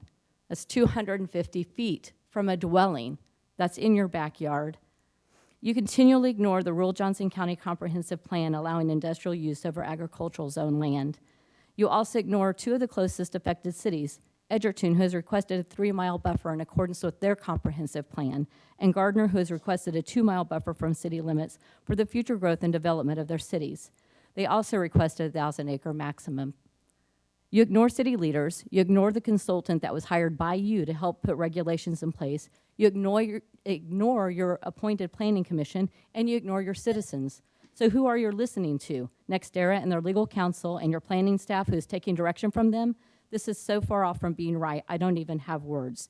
You will be affecting over 200 homeowners and 1,200 souls with one project. How many more will be affected in rural Johnson County?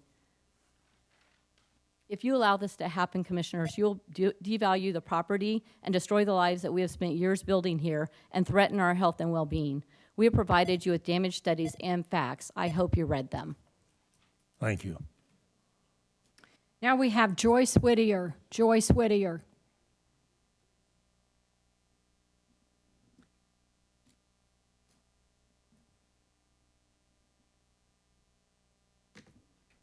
My name is Joyce Whittier, and I live at 7414 Flint Street in Shawnee. The Planning Commission has focused solely on Golden versus the state of Kansas as foundation for the regulations.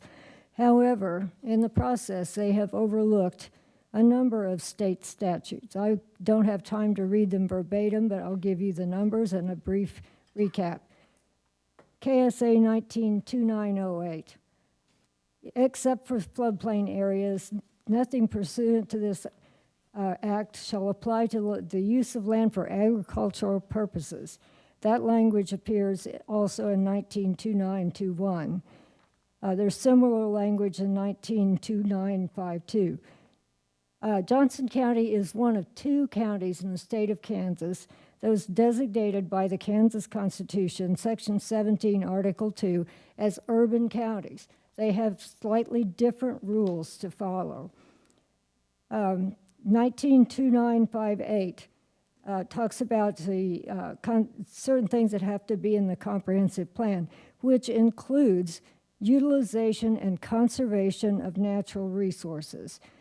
In that same statute, it says that the plan or part thereof shall constitute the basis or guide for public action to ensure a coordinated and harmonious development or redevelopment which will best promote the health, safety, morals, order, convenience, prosperity, and general welfare.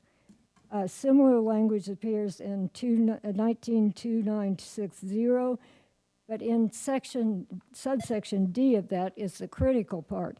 No determination, nor rule, or regulation shall be held to apply to the use of land for agricultural purposes or for the erection or maintenance of buildings thereon, so long as the land and buildings are used for agricultural purposes and not otherwise. Thank you very much. I'm sorry. Your time is up. Thank you. Now we have Robert McCollum. Robert McCollum.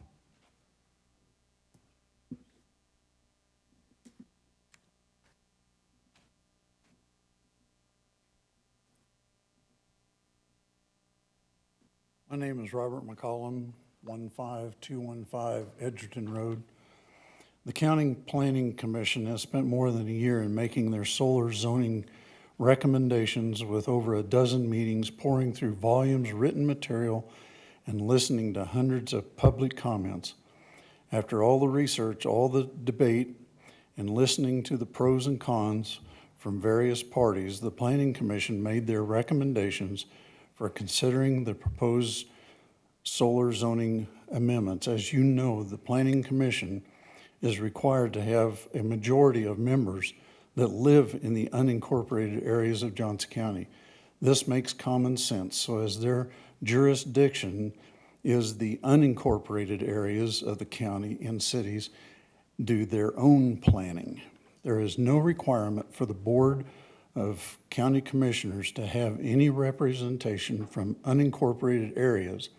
And most of you, if not all of you, live within the boundaries of our cities. Given you're appointed the Planning Commission, and they most closely represent the unincorporated areas and residents of our county, you should also follow their recommendations for 1,000 acres, maximum project size, and a 2-mile distance from the fringe city. There is no purpose for private conversations between the commissioners and the appointed Planning Commission. If so, why does the Planning Commission exist? Just go and vote without the advice of the Planning Commission. All this would do is make them your puppet, and all they would have done is a sham or a ruse and a waste of their time. Thank you. Thank you. Now we have Alan Angelin. Alan Angelin. And I do apologize if I mispronounce anyone's name. I'm Alan Anglin, 17090 Evening Star Road, Edgerton, Kansas. In the April 4th meeting, there was a great deal of focus on differences between the Planning Commission's recommendation and the planning staff's recommendation. Planning staff's initial recommendation was made in April 2021, included a 1,000 acre maximum, project size, and 60% panel coverage, a minimum of 150-foot setbacks with vegetative screening, and a recommendation to avoid prime agricultural lands and to use invisible sites such as brownfields and old landfills. NextEra was represented by John Peterson of Polsinelli, who had signed up for public comment to be limited to 2 minutes. Mr. Peterson was afforded a great deal more time than that to provide his objections, primarily to the maximum project size, but also other topics. His comments recorded in the meeting minutes take more than 7 minutes to read out loud at a fast pace and more than 6 minutes before the chairman provided a 2-minute warning. Before closing the meeting, the chairman provided direction to staff about the proposed regulations by saying, "I think it is time for NextEra and Mr. Peterson to do some work on these. Make some suggestions on the plan that has been put forth here." At the very next Planning Commission meeting, staff's proposal had been revised to a maximum of 2,000 acres and a 65% panel coverage and setbacks reduced. But Mr. Peterson and NextEra continued to press for more permissive regulations. Later in August, when the public was held to 5 minutes for public comment, the chair afforded Mr. Peterson 20 minutes on the agenda. After this, the public would become aware that the chair and Mr. Peterson have a professional relationship of several years, as each of them serve on the board of directors of a local nonprofit. One is the chairman, the other is the executive director. NextEra and Polsinelli should never have allowed such an arrangement where the lead spokesperson for a stated applicant has a relationship with the chairman of the Planning Commission. And Johnson County should not have allowed that either. Only after the public complaints did the chair recuse himself. By then, the planning staff had been influenced by the privilege afforded Mr. Peterson and NextEra. The Planning Commission's recommendations are in line with the planning staff's initial recommendations before this whole fiasco unfolded. In the interest of fair politics, as Johnson County residents being not afforded the same privilege as NextEra, I urge you to support the Planning Commission's recommendation. Thank you. Thank you. Now we'll have Susan Allig. Susan Allig.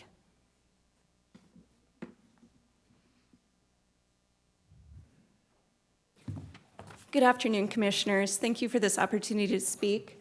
I brought a visual aid just so you know what my request of you is today. I was here back in May, and I made the same request, and I do want to thank you for your vote that day, and I'm asking you to do it again today. Today, I listened to the very thoughtful discussion. I have a huge amount of respect for staff who has sat down and actually done the research to figure out how this will work. And the fun part is mine, which is just coming here and asking you to vote for my kids' future. I live in Johnson County because this is a great place to raise kids. Johnson County repeatedly makes decisions on behalf of the next generation. That's why we have beautiful trees and parks and schools, all the things that make this such a wonderful community to raise children. But I am acutely aware that the decisions that we make today in local meetings just like this one will control the climate that my children inherit. And we already have climate change. It's going to be hotter, which means we're going to need air conditioning. We're going to need cheap and abundant electricity. And Johnson County can be part of being a leader in the energy transition and producing the clean energy that my kids need and that the climate needs. Thank you so much for listening, and thank you for your time. Thank you. Now I have Greg Murphy. Greg Murphy.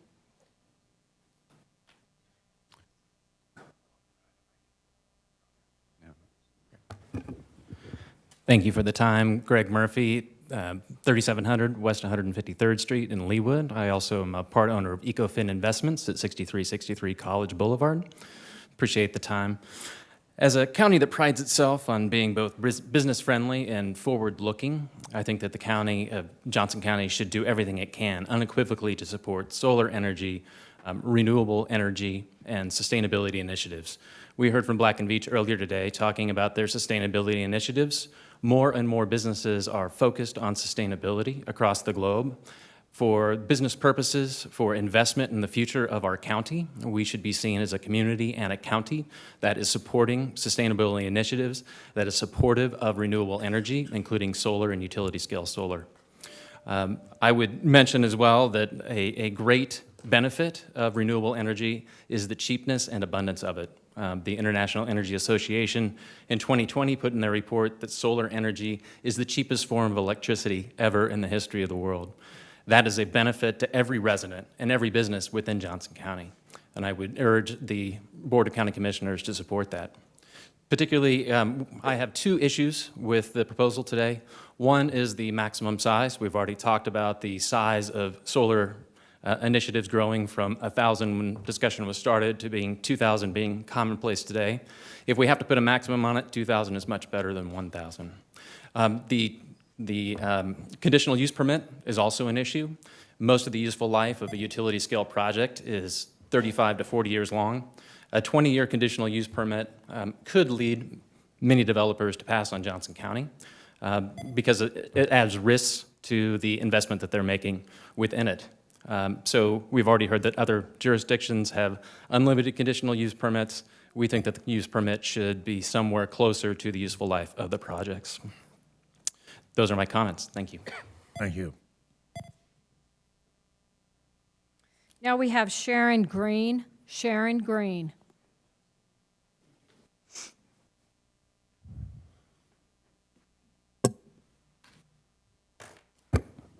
Okay, my name is Sharon Green. I live at 38225 West 159th Street in Edgerton. I am a concerned mother and grandmother. I've been living in this area in Johnson County for 67 years, so I'm aware. My concern is the conflict of interest. We've heard it from Alan about Mr. Iliff and Mr. Peterson working together at Miracle of Innocence. Also, Randy Hutchinson has admitted that he wears two hats. One is a member of the Planning Commission, and the other is president of the Johnson County Farm Bureau. In the latter capacity, he has had numerous ex parte communications with landowners about signing leases with NextEra. He has forced to recuse himself on November the 16th because he failed to disclose those ex parte communications. Mr.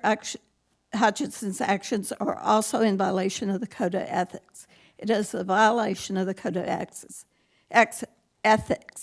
that you cannot use insider information for profit.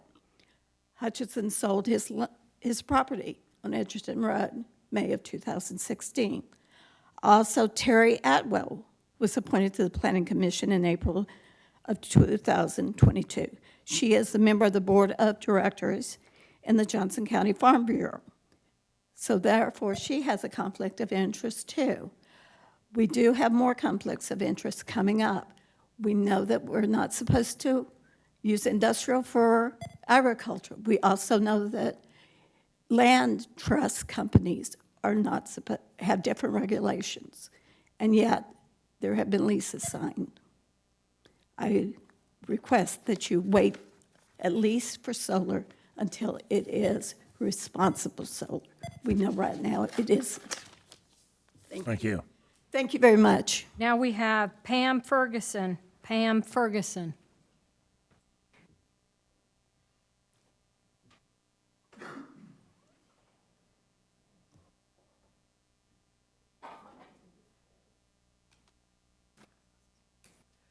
Good afternoon. I'm Pam Ferguson. I reside at 2305 North 600 Road in Eudora, Kansas, on the Douglas County side. We, the Citizens for Responsible Solar, are concerned about the massive solar projects in locations where people live.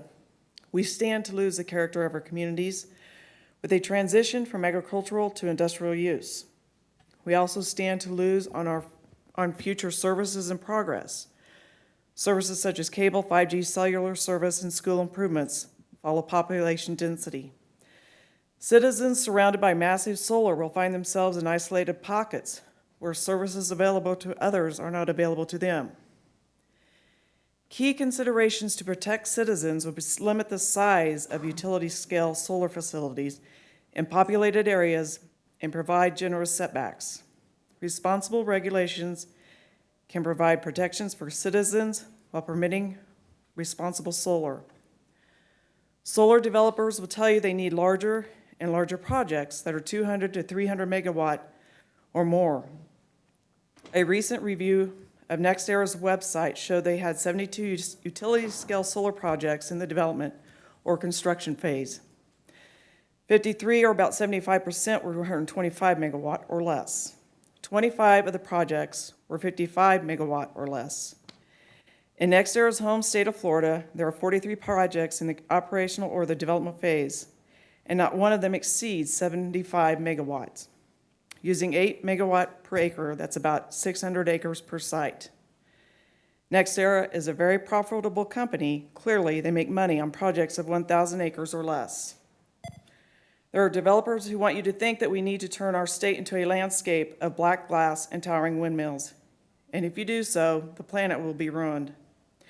Never mind what's happening outside Kansas or outside the U.S. We are looking to you as our elected officials to represent the citizens of our state and ensure progress and development are balanced with preserving our heritage. Thank you. Thank you. Now we have Rob Ferguson. Rob Ferguson.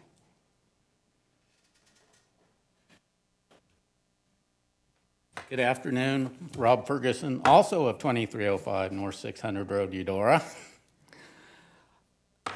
Not covered by planning staff in the April 4th BOCC meeting was an analysis dated February 22nd, 2022 of 48 urbanizing counties with solar facilities that concluded a 1,000-acre maximum project size was appropriate for Johnson County. This was document number 14 in the April 4th meeting package, entitled Similarly Sized Facilities in Urbanizing Counties. The Berkeley consultant identified 48 similar-sized counties ranging in population between approximately 500 and 700,000. Johnson County's 2020 estimated population was 607,220, right in the middle of that range.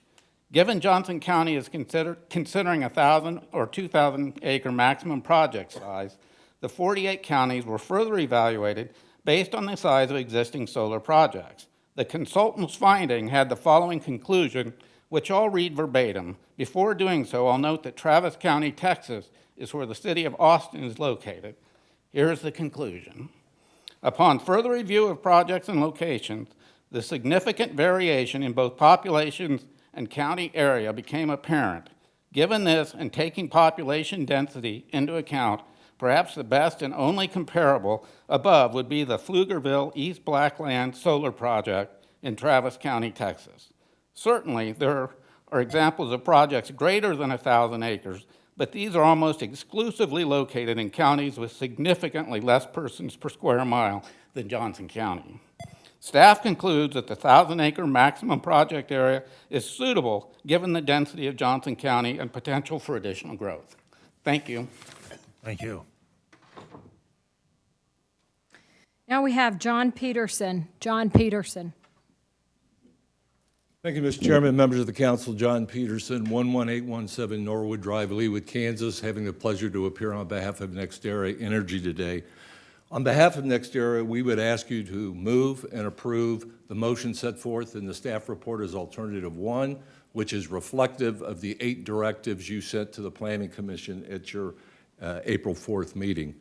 There was a lot of time and effort put in to develop what ultimately turned into those directives, the time of your professional staff, your hired consultants, the Planning Commission, the pros and cons, providing information to be considered all along the way. From a development perspective, I will tell you, these are tough regulations, typical Johnson County, comprehensive, detailed, and they put a burden on a developer to do a project right and with the utmost quality to protect property. NextEra and other members of the industry welcome the opportunity to earn the right through these directives to do business in Johnson County. I would pay particular attention to directives 5, 6, and 7 that were changed by the Planning Commission. These are foundational to the viability of putting together a project of this nature. Again, we'd ask you to reaffirm your 8 directives as were sent down to the Planning Commission. Thank you. All right, thank you. We are at the 4 p.m. hour. We still have a number of speakers to hear from. I'm going to take a 5-minute break, and we'll come back and finish those who have signed up to speak. Thank you all very much.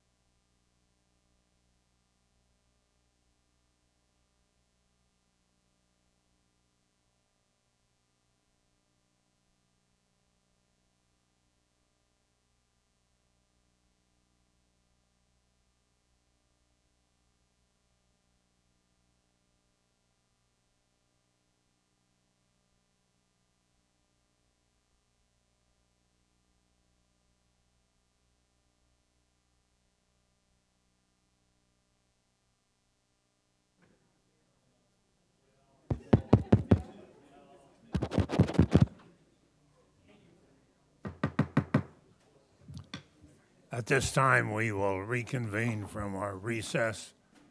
I believe we have 15 other speakers who have signed up to speak on the issue, so we will continue with those public comments at this time. The clerk will please read the first name. We now have Trent Green. Trent Green.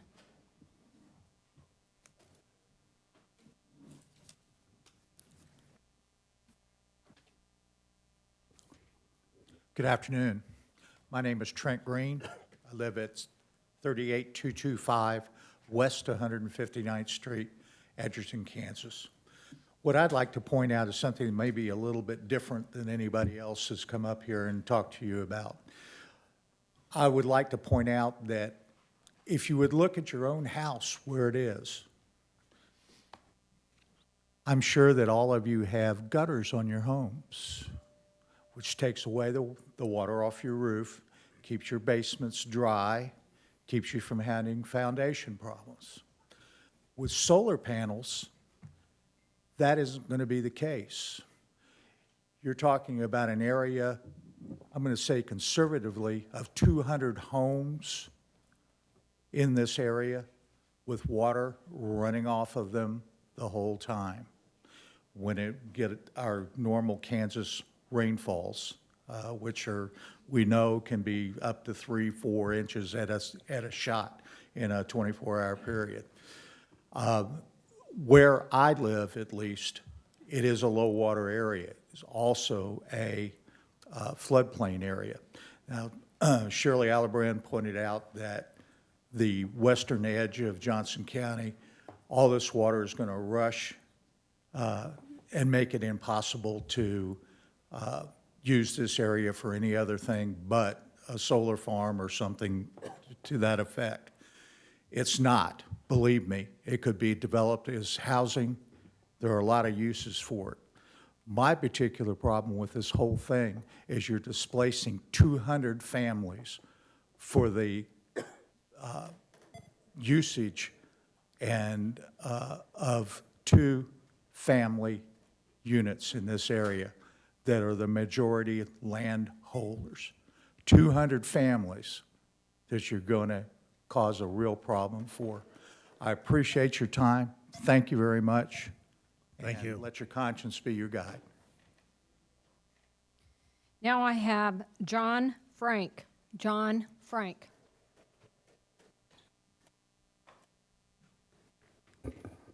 My name is John Frankie. My wife and I live at 2222 North 600 Road, about a mile and a half west of the county line. It is our desire that you adopt the solar regulations as presented by the Planning Commission, if not stricter guidelines. We do not believe the size and scope of this project fits the character of the land, nor does it allow for future growth as desired by the municipalities of Gardner and Edgerton, Kansas. I've been attending the Planning Commission's meetings with Douglas and Johnson County. I'm fully vested in Johnson County. I have a long history here. And it seems like there's a big disconnect from the staff and the Planning Commission and the public, and it just really concerns me. I want to thank you, commissioners, for taking the time to listen to all the public comments from the citizens on this critical issue that will affect this area for generations. As a son of a former county commissioner here in Johnson County, I know what you all deal with on a day-to-day basis. And I'm curious if the phone still rings at 6 o'clock every night. I know it did when I was living with my folks. Last year, going through my mother's possessions, my brother found a speech that my dad wrote back in 1980 as he was county commissioner here in 2nd District. And I don't know what the speech or where it was given, but I think it's as profound today as it was then. And it's more of a prayer to you leaders and the decisions you have to make on a day-to-day basis. I'll talk fast. Provide us the leaders, O Lord, who are proud in adversity and gentle and compassionate in victory, who are strong enough to realize their weakness and when afraid, be brave enough to admit it. Allow us the ability to speak and select and follow such leadership. By their example, furnish us backbone, humor, integrity, and initiative. Provide us such, O Lord, and our nation and our community will continue to master ourselves and not others, will remember the simplicity of truth and greatness that makes us one community under your will. We pray you'll allow us to continue to question and at times change. I'm the sorry, laws of man, sir. while we Your time obey is them. up. I'm going to have to ask you to conclude. Thank you very much for your Thank you very much. Now we have Carleen Thompson. Carleen Thompson.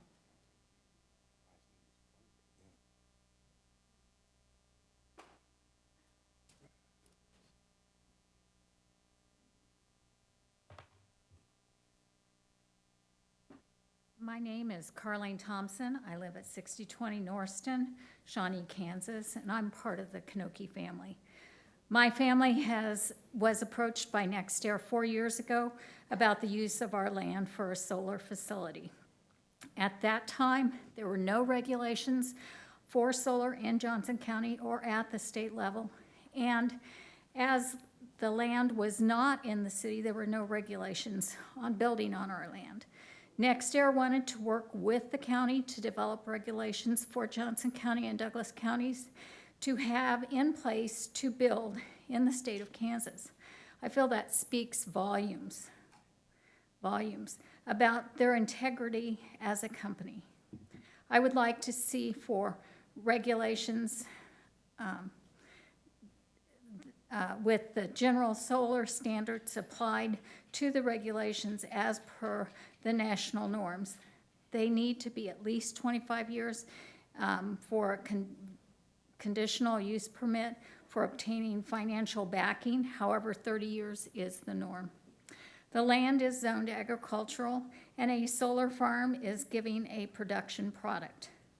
When reading the comprehensive plan for the unincorporated area in Johnson County, the statement of purpose, Chapter 1, would apply to this development. 1, to provide orderly growth and avoid scattered development, which is costly for public services. 2, to control public services costs, especially capital improvements, by requiring that a fair share of the improvements be borne by the developers. 3, to adopt proper standards for public improvements, which will avoid excessive maintenance costs during the reasonable life of the facilities. I could read all 6, but that's time-consuming. Please consider solar. Thank you. Thank you. Now I have Dorothy Barnett. Dorothy Barnett.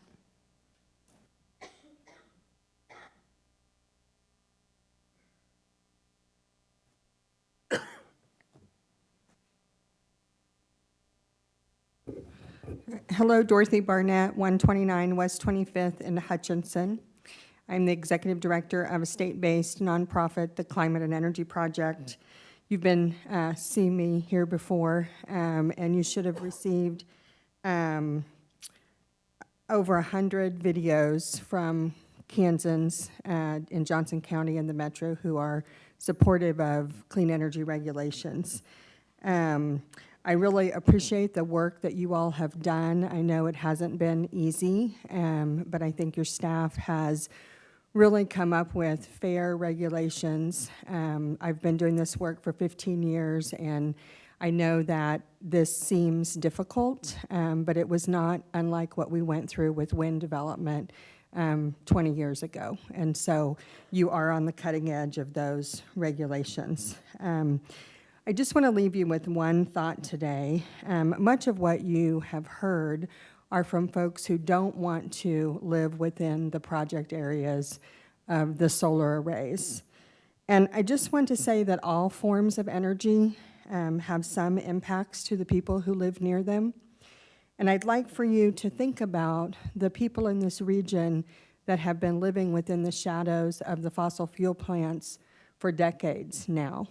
What is their health, their clean air, their water worth when we have an opportunity to move to clean energy that's not only good for the economy, but is also good for the environment and really will be the climate action that we all need to take. So be a leader, Johnson County. Folks want you to be a leader. I know that you can, and just thank you for your thoughts today. Thank you. Now we have, and I think it's Gannett Brandon.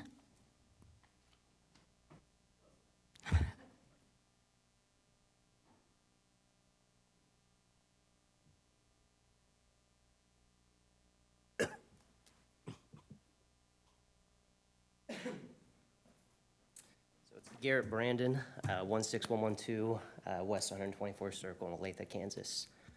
So I'd just like to reiterate to you, our commissioners who are elected to represent our best interests, what city officials in Johnson County have said about the massive industrial utility scale solar power facilities in our county. Quoting from the city of Overland Park, the development of a 2,000+ acre project has the potential to inhibit growth. Quoting from the city of Gardner, solar facilities shall be located greater than 2 miles from any city limits. In consideration of the growth occurring in and around Gardner as well as Edgerton, the city of Gardner feels that the previously proposed maximum project area of 1,000 acres is sufficient. The city's preference is to not allow a waiver process associated with the maximum size of the facility area. Quoting from the city of Edgerton, we would recommend that the term of the conditional use permit be considerably less so that the operations may be evaluated sooner rather than later. The city of Edgerton is admittedly opposed to the use of 1 mile as the allowed distance from city boundaries. Edgerton utilizes 3 miles, the distance dictated by KSA 12-715B. We would strongly recommend this same 3-mile distance be used as a boundary in these instances. A 1 mile separation is not great enough distance and in fact inhibits growth and expansion. In addition, we are admittedly opposed to the allowance of a waiver for the distance from city boundaries. We ask that you respect and protect us. Vote responsibly to accept your planning commissioner's recommendation regulations versus loose regulations that will most certainly sacrifice the long-term well-being of our county to energy companies who are feeding off endless federal subsidies, investment tax credits, property tax abatements, and incentives. Thank you. Thank you. Now we have Carrie Brandon. Carrie Brandon.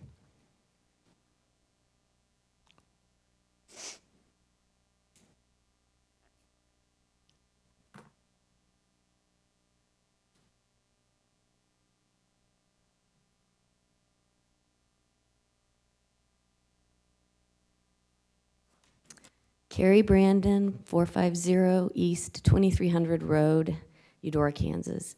I'm pretty much speechless at this point. This has been a long haul for all of us.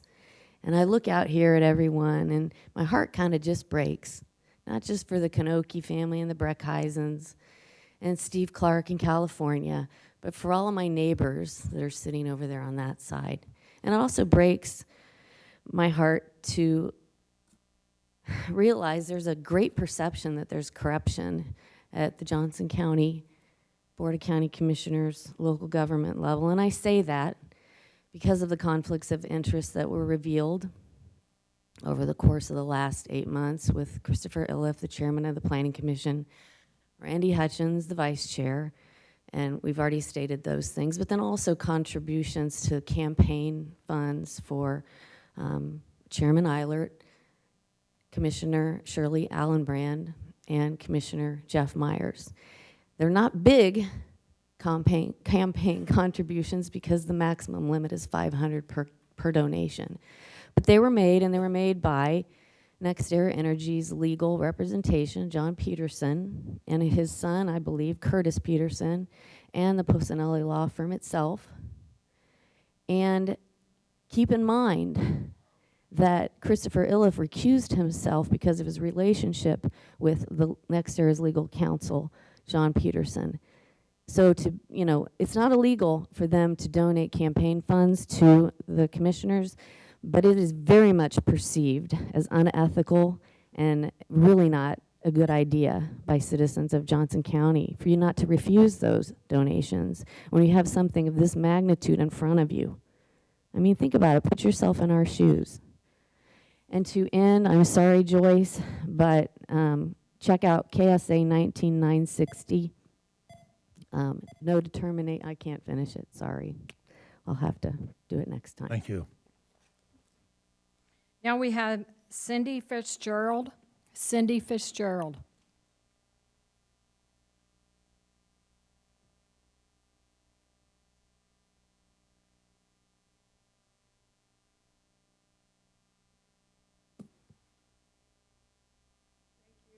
Thank you. My name is Cindy Fitzgerald. I live at 254 East 2300 Road. And I am a mother and I'm a grandmother, going to be a grandmother again. And my family will be living close to this project, the solar installation project. Rural Johnson County is currently a very attractive place for people to live, but fringe cities such as Edgerton and Gardner need room for future growth. Massive utility-scale solar facilities on the scale of 2,000 acres would dominate the landscape with a single use and inhibit future growth. You need to ask yourself also, if you were buying a property or you were going to build a home, would you want to live around a 2,000 acre, well, it'll end up being about 6,000 acres of solar panels, and then we have the lithium batteries to contend with. Lithium batteries, the two current fires that happened out in California, they had to put them out with concrete. So they are definitely chemical fires, as somebody stated. I'm the director of insurance housing for my company, so I've been involved personally with almost every disaster that's hit the United States in the last 20 years. I've attended scientific conferences, so I'm very familiar with climate change. We are not against solar energy, but putting 1,200 people, kids, babies, pregnant women, my daughter-in-law, we're putting them at risk. There's a lot we don't know. I listen to a lot of people and where they get their science. I'm not sure where you get your science, but there's a lot more education out there. There's a lot of communities that are saying, no, that's too big. That's not for this area. Not around this many people. Solar it's very helpful. It can be helpful for the planet. People have to change the way they live also. We're just asking you to think about us, protect us, keep this project smaller, and so that it's doable and livable, and we don't just have a mass exodus out of the area where we live, because it's already happening, which is a lot of taxpayer dollars and a lot of ill will towards the county. So I appreciate your time. Thank you. Thank you. Now we have Richard Gull. Richard Gull.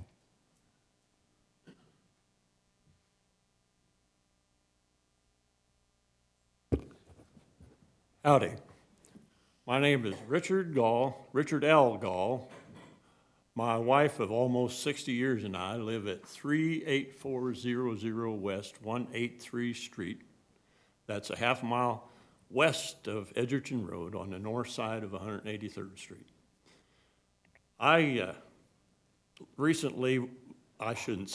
We watched a program, I think I told you about this before, it was on public television, and it had to do with global warming. And we discussed it after that. And I don't know how I could explain to you how proud we would be to be a part of trying to at least do something about this climate change and global warming with the small acreage that will be, some of our land will be used for. Along with being able to tell people when we travel across the country that we live in Johnson County, Kansas, where there's a solar project to try to help do something about climate change and global warming. Being an old retired lineman, electricity was a big part of my life and still is. And I still like to be able to flip a light switch and it comes on, plug the refrigerator in. But something we don't even think about is that air we breathe. And maybe, who knows, we can help. If everybody does a little bit, nobody has to do a lot, and maybe we can get it taken care of. Thank you very much. That's the newest thing I have. They know what I'm talking about. Thank you. Now I have Donna Kanoki. Donna Kanoki.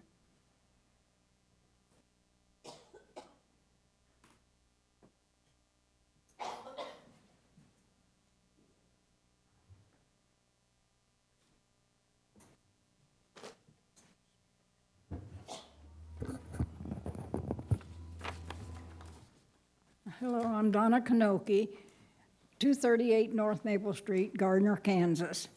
Our family has land in both Johnson and Douglas County on the county line. I never in all my life thought I would stand up here to protect our property rights by being able to use our land legally for our best benefit of our family. Taxes, there's been rumors that we will not be paying taxes on the land. That is wrong. We pay the same amount of taxes as everybody else does. Solar farms are self-contained and do not pose problems to the area. Solar farms do not give off any hazardous materials, do not contaminate the ground, do not use little water, very, very quiet, and also don't have an abundance of bright glaring lights. The 1.5 mile distancing from cities is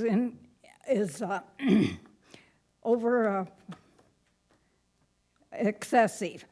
Our oil wells are right next to the city limit, and in Gardner, at the city limits, there is a 2/10 of a drive and a driveway in front of a warehouse. There are times our solar farms need a 25-year CUP with a continuing allowance for options.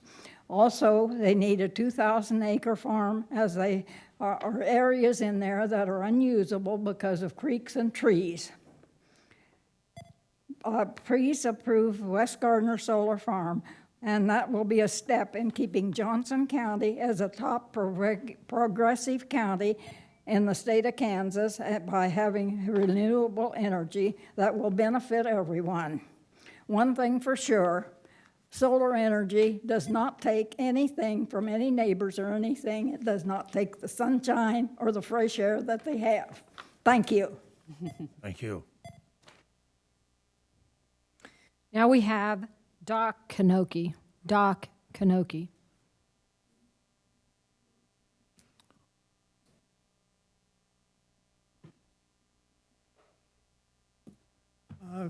Doc Kanoki, 238 North Maple, Gardner, Kansas.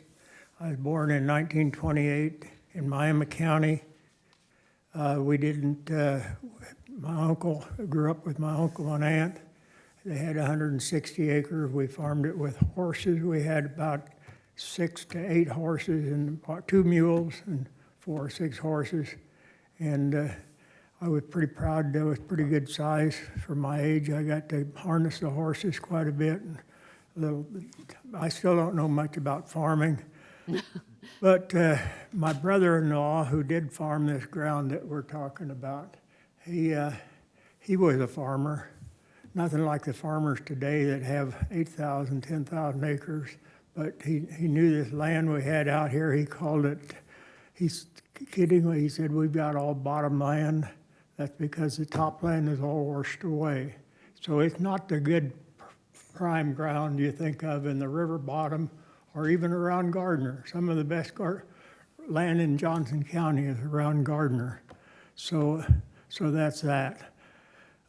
This term these people use about industrial industrial thing, I think of big machinery. I think of down at Lacine where they produce electricity. That could might be a misnomer to call that industrial, but it's a lot more industrial than this. It's going to be real quiet. There's going to be very little noise. And actually, if you lived out there, I think in the 5-10 years, you'll be glad it's there because you aren't going to be crowded out by other people. There's going to be more rural at that time than it is now. And I think you should consider that.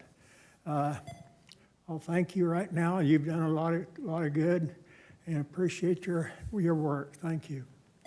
Thank you. Now we have Jane Kanoki. Jane Kanoki.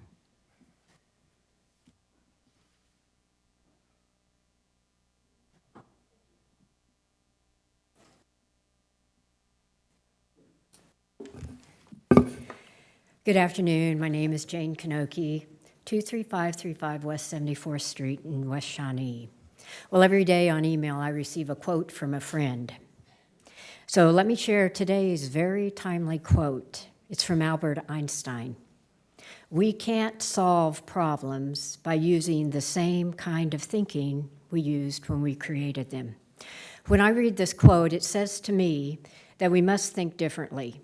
Comfortable though our current situation may be now, we have to move from our prior positions, our previous view of the problem, and the solution we came up with first. I attended the Planning Committee's meeting on remanded amendments. They continued to use the same kind of thinking they had before when you sent the regulations back.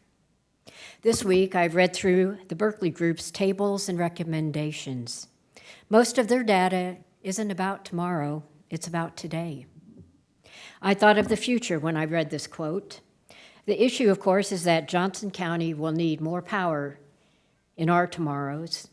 What I appreciate most about this commission is that you look to the future of Johnson County, its future needs, not just today's needs. One commissioner, I can't recall if it was Hanslick or Fast, spoke about the future trends of planned solar farms. These showed great examples of larger planned solar farms in the Midwest and our neighboring states. Please make these regulations for tomorrow's solar farms, not for those that are in existence today. Please consider 2,000 acres for project site area or no cap at all, and put a waiver on the project extent, limit the buffers from the cities to 1 mile. You've heard about the obstacles facing growth for Gardner and Edgerton, about the oil wells to the west of Gardner and the floodplain and creek to the north of Edgerton. Thank you for your forward thinking and looking to more of a powerful future for Gardner.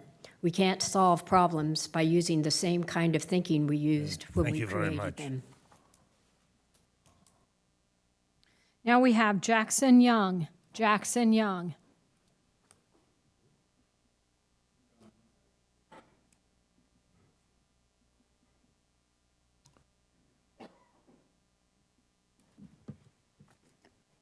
Hello, my name is Jackson Young. I reside at 14335 College Boulevard, Lenexa, Kansas. I'm the youngest son of Carrie Brandon, so I've had a vested interest in this for about the past year, supporting my mother, who's always been there for me in all my mistakes and accomplishments. So I just wanted to express my gratitude to the members of the Commission Board.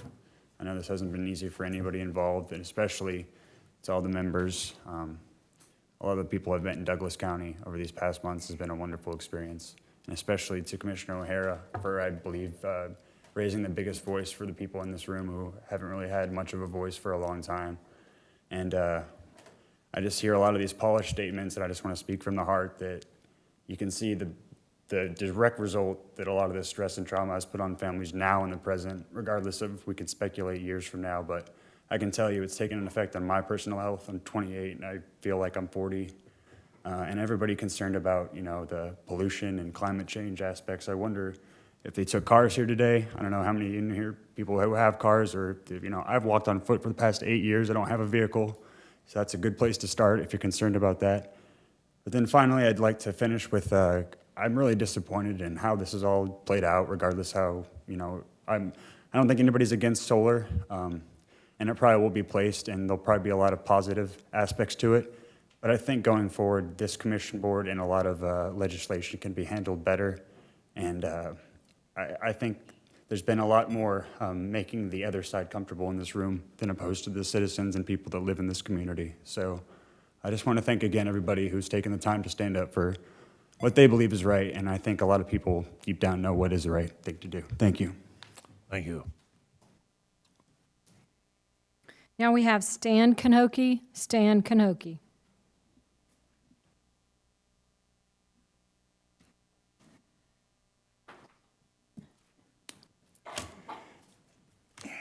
Good afternoon, Stan Kanoki, 8708 West 82nd Street, Overland Park, Kansas. The Kanokis leased our land to NextEra for the proposed solar farm, West Gardner Solar, for clean, renewable energy. I will be proud if this solar farm happens, and I can say, yes, Kanokis had something to do with it. A lot of talk about giving up good agricultural land for the solar farm. 1/3 of our property is crops, the rest pasture used for cattle. I was told the corn has been planted with help from a farmer we share crop our land with. This year is a bigger challenge. Fertilizer has doubled from last year. Diesel fuel is over $5 a gallon. Even the cost of seeds are higher. We just hope the seeds didn't wash with all the rain we got. But that's the chance you take. Farming's not guaranteed. Our soil isn't primo river bottom soil. It's more of a sandy clay silt soil. When it comes to losing good agricultural land, what about the 24 million acres enrolled in the Conservation Reserve Program, known as CRP? Land that is paid to rest and not to use. When it comes to corn in the U.S., only 10% is used for human consumption, 45% for animal feed, and 44% turned into ethanol. Soybeans are used for biodiesel. About 50% of the vegetables and 40% of the fruit imported into the United States is grown in Mexico. All we ask is for a steadier income, for solar provides that for our land. So with that, I ask that you bring back the fair and reasonable regulations you voted for on April 4th. 25 conditional use permit with a one-time automatic extension for 5 years, a maximum project size of 2,000 acres, a 1.5 minimum distance from a city. I think a solar project could prosper with these regulations. Thank you. Thank you. Now we have Rocky Cloth. Rocky Cloth. Good afternoon, Mr. Chair and esteemed commissioners. My name is Rocky Cloth. I live at 24411 Haynes Road, Greenwood, unincorporated Jackson County, Missouri. I'm also the representative and regional director for the Carpenters Regional Council, the Mid-America Carpenters Regional Council, and we have one thing in common, actually 1,536, and that is our shared constituencies between our membership and your taxpaying residents. In that regard, we have for over 100 years been involved in the planning, promoting, and building and maintaining of facilities and structures in and around the metropolitan area. Our specific purpose in being here today is to offer support to the board on the matters regarding solar energy, that being 1.5 mile setback and up to 2,000 acres, with waivers available on both. Why would the Carpenters support such a thing? The development and building, as I mentioned earlier, goes to our members who are skilled tradespeople.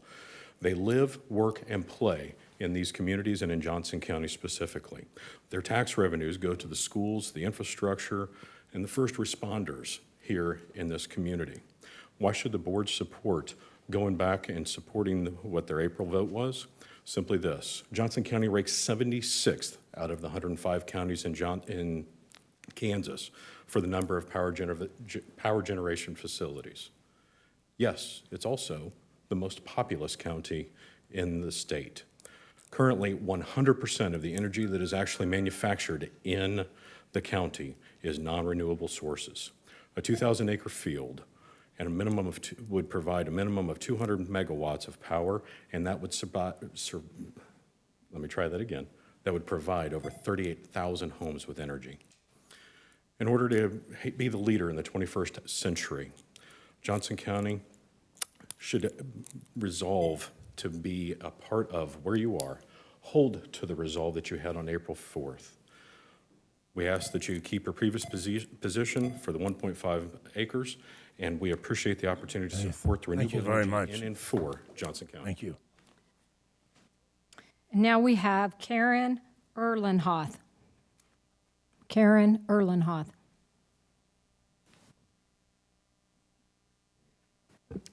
That's close. Karen Uhlenhut. Anyway, I actually live in Kansas City, Missouri, but only about 3 or 4 blocks from Kansas. And I am here today because nothing matters more to me than the climate. I've got 2 teenage daughters, and wow, every time I read about more floods, more storms, more fires, more droughts, I think they are going to live in hell, and I don't want for them to. I am very impressed with this commission for voting what I see as the right way on this. We use power, you guys out here use plenty of power, and you need to actually host some of the facilities for making that power. We have got to, the good news is we are building more wind and solar in this country. The bad news is we're not doing it nearly fast enough. We have to really up our game on this deal. And so we need to have this project in Johnson and Douglas counties. I am, although not a resident of Johnson County, I am a customer of Evergy, and I actually signed up probably 2 years ago to get solar power from them, and they still don't have it for me, and I want it. So I think that we need to, I assume that Evergy would be the buyer of this power. We need to get some solar power into the hands of Evergy. They have 25% of their power from wind. They have basically 75%, as I understand it, from coal and natural gas, and they have, I think, less than 1% of solar. So, Evergy has got to get some solar power. It balances out the wind. It's a great pairing, but they don't really have any solar power yet. So anyway, that's a lot of what I wanted to say. I did also want to say that really to characterize a solar field as heavy industry really strikes me as kind of comical. There's no traffic there. There's no fumes there. I'm sorry. There's nothing. I'm sorry, your time is up. Thank you very much. I'm finished. Thank you. Chairman, that completes the constituents that have signed up to speak. Okay, that will conclude our public comment period, and the item is back before the commission. Commissioner Fast. Yes, I have a motion, Chairman, All right, when you're ready. go right ahead. Okay. I move that the board adopt resolution number 037-22 with Exhibit A, which approves certain amendments to the county's comprehensive plan, and resolution number 038-22 with Exhibit A, which approves certain amendments to the zoning regulations, including the adoption and incorporation by reference of 2 published safety standards for battery energy storage facilities for the purpose of regulating solar facilities, including but not limited to utility-scale solar facilities within unincorporated Johnson County as set forth within the resolutions. Second, Hanslick. Motion has been made by Commissioner Fast, seconded by Commissioner Hansley. Clarification in regards to the motion, so there's no misunderstanding. Your motion would adopt the Planning Commission's recommendations in total? No. Excuse me, the Board of County Commissioners. Yes. I'm sorry. But yeah, there is like there's 4 in there that they agreed upon with us. Right. And then the ones that we remanded back that they didn't agree. Okay, so that would be 25 years instead of 20 plus 5. Yeah, 2,000 acres and 1.5 miles. Okay, all right. Ms. O'Hara. Thank you, Chairman. I have a question to staff. This energy that's going to be generated from this solar farm, this goes into the southwest pool of energy. Is that, maybe Mr. Peterson can address that? Is this for local needs, or will this be into the southwest power pool? Can anyone answer that? This would go into the power grid, I'm sure. Ms. Trent. Peg Trent, Chief Counsel. At this time, we do not have an application before us. We're here for the regulations, so we can't say where any future solar facility will be or transmission lines at this time. Okay, thank you. Other questions? I do have some amendments, and the first amendment that I would offer is that no property, residential property, would boundary the solar farm more than one side. And there are some properties that appear that will be boundaried by three sides. And so if we would put that into place, that we would protect the existing residents, that they would not have to deal with the solar farm more than one side of their property. Is that an amendment you want to offer? This is an amendment I want to offer, yes. Thank you. Is there a second to that amendment? Mr. There- Chairman, I will second to facilitate discussion. All right, is there any discussion on the amendment? Chairman? Yes. Yes, for staff, on page 19, it states additional setbacks. This is in the packet that supports my motion. From non-participating parcels surrounded on 2 or more sides by utility-scale solar facility, if a project area abuts a non-participating part, 2 or more sides, more than 50% of the exterior property line. So it addresses that. Is that correct? This is Karen Miller. Yes, that addresses it. I'm sorry, you said, yes, it does? Did you say yes? Sean Penley, we'll clarify, this addresses that by way of requiring an additional setback. This would not follow, I think, what Commissioner O'Hara had mentioned, which was prohibiting it. This would just require additional setbacks for that situation. This would, yes, my motion would limit the exposure of an existing residential property to one side, and because I know that on the current possible proposed project, that there's at least one property that would be impacted on 3 sides.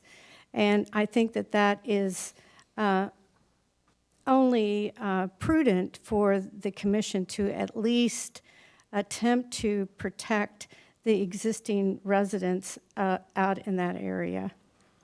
Well, It's not a big ask. regardless of whether it's 1 or 3 sides, there are requirements for landscaping, et cetera, and so. Ms. Hanslick. Yes, I can't support that motion because, first of all, there may be people residents who don't object to that, and that would be their choice. And second of all, I think, as I had mentioned earlier, these standards are just the maximum. Each application would have a separate consideration, and those issues could be considered at that time. But I'm not comfortable telling a homeowner you can only have it on one side when not necessarily everyone agrees to that. Mr. Ashcraft. Thank you, Mr. Chairman. Clarification, and I'll direct it to both Commissioner Fast and Commissioner O'Hare on this issue. We are looking at the, for lack of a better term, the framework or the umbrella recommendations for the general implementation and use of solar farms, not a specific locale or a specific instance. As I understand it, Commissioner Fast, you're suggesting that the regulations have enough construct in them to protect property owners from undue encroachment, but Commissioner O'Hare, you're concerned that it does not have enough regulation to protect it. Can either of you elaborate on that? Yes, Go. yes, I can. And obviously, if there is a landowner that would not object to the solar farm being on 3 sides or more than one side, they could request that regulation be waived for this certain project. And we're not. So they cannot object now, or they would not be able to object under the current regulations? Yes, they would. Yes, they could, yes. Well, they As I understand the amendment, it would preclude more than one side. I will. That's the intent. The intent is to give, if, like Commissioner Hanslick said, perhaps there would be a property owner that would not care if they were surrounded by 3 sides. But there are definitely landowners that do object to that possibility. And if the commissioners would just adopt, and perhaps legal can help me with better language, but if the commission will simply state that if a homeowner objects to being surrounded by 3 sides, that it's limited to 1 side. Okay, Ms. Trent? Yeah, Mr. Chairman, Peg Trent, Chief Counsel. I think if I understand the motion of Commissioner O'Hara, she is wanting you to amend Exhibit A to amend the regulations to reflect that as a condition of the conditional use permit, that no residential property may be impacted on more than 1 side. Unless the property owner agrees. And so what she's trying to say is that you are reaching into the regulations to give further restriction than what Commissioner Fast has already read. Yes, okay. Any other questions or comments, Mr. Ashcraft? Just a clarification. Ms. Trent, so is that regardless of the size of the parcel? Correct. She is, my understanding of the motion, it is that if there's, as a condition, if there's any piece of residential property, it cannot be impacted on more than 1 side, is what Commissioner O'Hara is requesting. Unless agreed to By the property owner. property owner. All right, okay. Well, as stated earlier, I will oppose the amendment, so if there are no other questions, we'll call for the vote. Clerk, please call the roll on the amendment. Commissioner Fast. No. Commissioner Myers. Myers, no. Commissioner O'Hara. Yes. Commissioner Hanslick. Hanslick, no. Commissioner Ashcraft. Yes. Commissioner Allenbrand. Allenbrand, no. And Chairman Eilert. No. I have 2 votes in favor, 5 opposed, is that correct? That is correct. It All right, failed. the amendment fails. Commissioner, Yes, Ms. O'Hara? thank you, Mr. Chairman. Okay, so what we have successfully done is that we have created a conflict between neighbors out in this area, and I have another motion that I think it's possible that it will satisfy everyone. And that is, I will make the motion and then we will discuss it. Because we could allow solar in Johnson County and not be impacting the 200 residents that are here pleading with us to help them. They have for years complied and played by the rules. And now they are suddenly being impacted in ways that they never dreamt. So here is my motion and a stab at trying to create peace among those that have severe disagreements. I move the Board of County Commissioners of Johnson County to limit Exhibit A to Resolution 037-22 and Resolution 038-22 for solar and battery projects in brownfield designations, and adopt Exhibit B for all other solar and battery projects. So basically, we would have the larger projects in the brownfield area, which we have 3,000 acres in Johnson County still at the Sunflower ammo plant, and DeSoto has 6,000 acres. So there's plenty of room for a solar farm there, and it's not impacting all of these individual landowners. And then we can allow 1,000 acres in the other unincorporated areas of Johnson County that is not in a brownfield area. So it's yes, we are participating. We can have a 2,000 acre solar farm and with waivers up to 3,000 that we have in the county, and we certainly can get DeSoto to say it's okay for our solar farm in Johnson County to abut up to their city limits. They haven't come forward with any complaints. So this is a way that basically we can have our cake and eat it too, that we're not impacting existing homeowners to the extent that a 2,000 or 3,000 acre solar farm would. So that it's a recommendation, it's an idea, it's a motion. All right, we have an amendment offered by Commissioner O'Hara. Is there a second? There is no second, so the amendment dies. Mr. Chair. Thank you very much for that outburst. Appreciate your cooperation. Mr. Chair, to facilitate discussion, I will second it. Okay, we do have a second to the amendment. Ms. Hanslick? Yes, thank you, Mr. Chair. I cannot support that amendment because, in essence, what it does is it removes property rights from people who own property who would like to have it used for solar scale, or excuse me, for utility scale solar farms. So I cannot agree with that amendment and remove people's property rights. Any other comments? Mr. Ashcraft? I think we need to call some order in the audience right now. Not that, I know everybody here. No, come on, we'll make it. Go ahead, Mr. Ashcraft.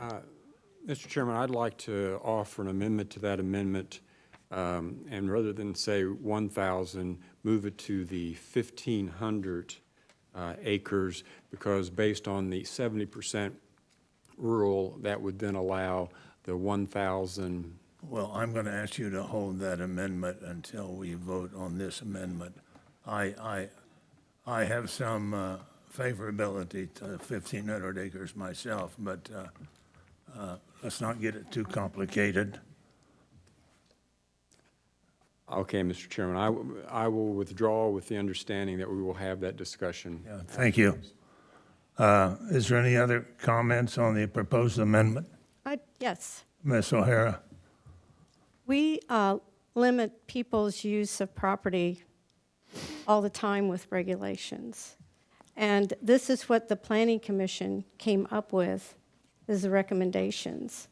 And we are allowing people to have 1,000 acres in Johnson County for a solar farm. I mean, you could make your same argument, well, you're going to limit it to 3,000 acres. How dare you not allow it to 4,000? I mean, it's the same concept. So in the brownfields, they can have the 2,000 acres with waivers, and outside it, they can have 1,000 acres. And then that will be in conjunction with the 1,500 acres with Douglas County, and there you go. You have a 2,500 acre solar farm, which should be sufficient for a utility scale solar farm. It's like this is simply a compromise. Thank you. I'd like to call the Thank you question. very much. All right, the amendment is before us. Clerk, please call the roll. Commissioner Fast? No. Commissioner Myers? Myers, no. Commissioner O'Hara? Yes. Commissioner Hanslick? No, Commissioner Ashcraft? No. Commissioner Allenbrand? Allenbrand, no. And Chairman Eilert. Eilert, no. I have 6 votes no and 1 in favor. Is that correct? That is correct. The amendment failed. Mr. Ashcraft?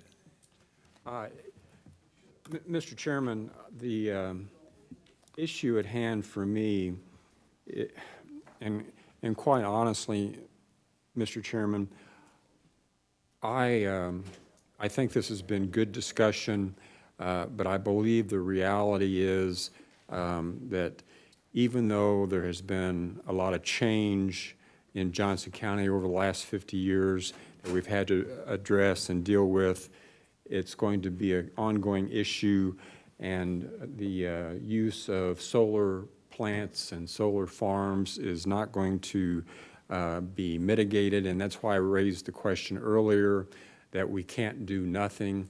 I think that the effort to offer a framework is an important and necessary one, and I think while we could argue that this is an imperfect approach, I think it is the basis that we move forward, and it gives us enough flexibility to rein in the actual applications and development of solar farms or expand it if it's appropriate.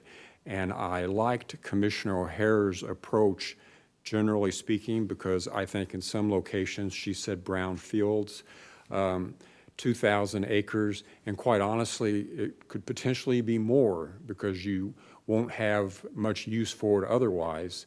But the flip side is for the greenfield, if that term is appropriate, how to deal with that.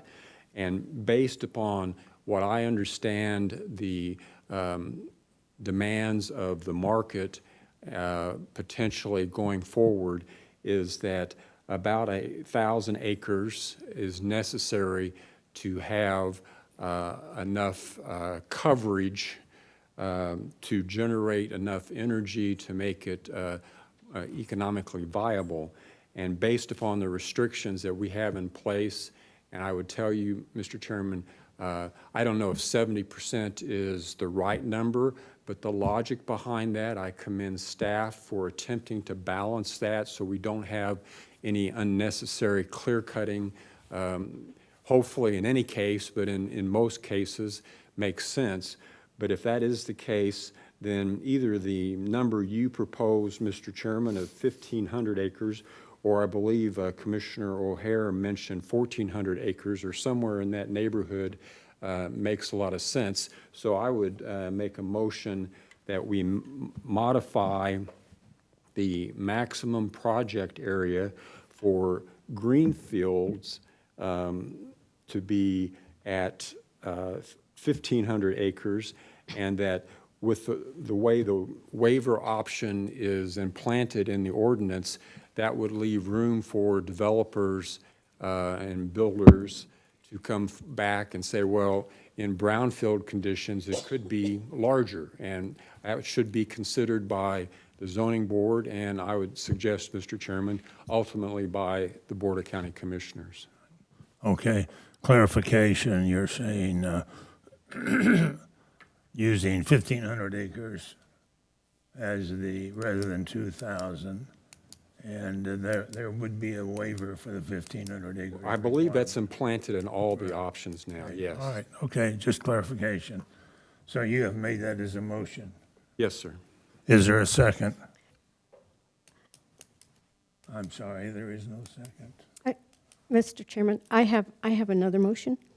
Well, the current amendment that was offered, there was no second, so it dies. You have another amendment? Yes, I have another motion. Another amendment. I'm sorry, another amendment.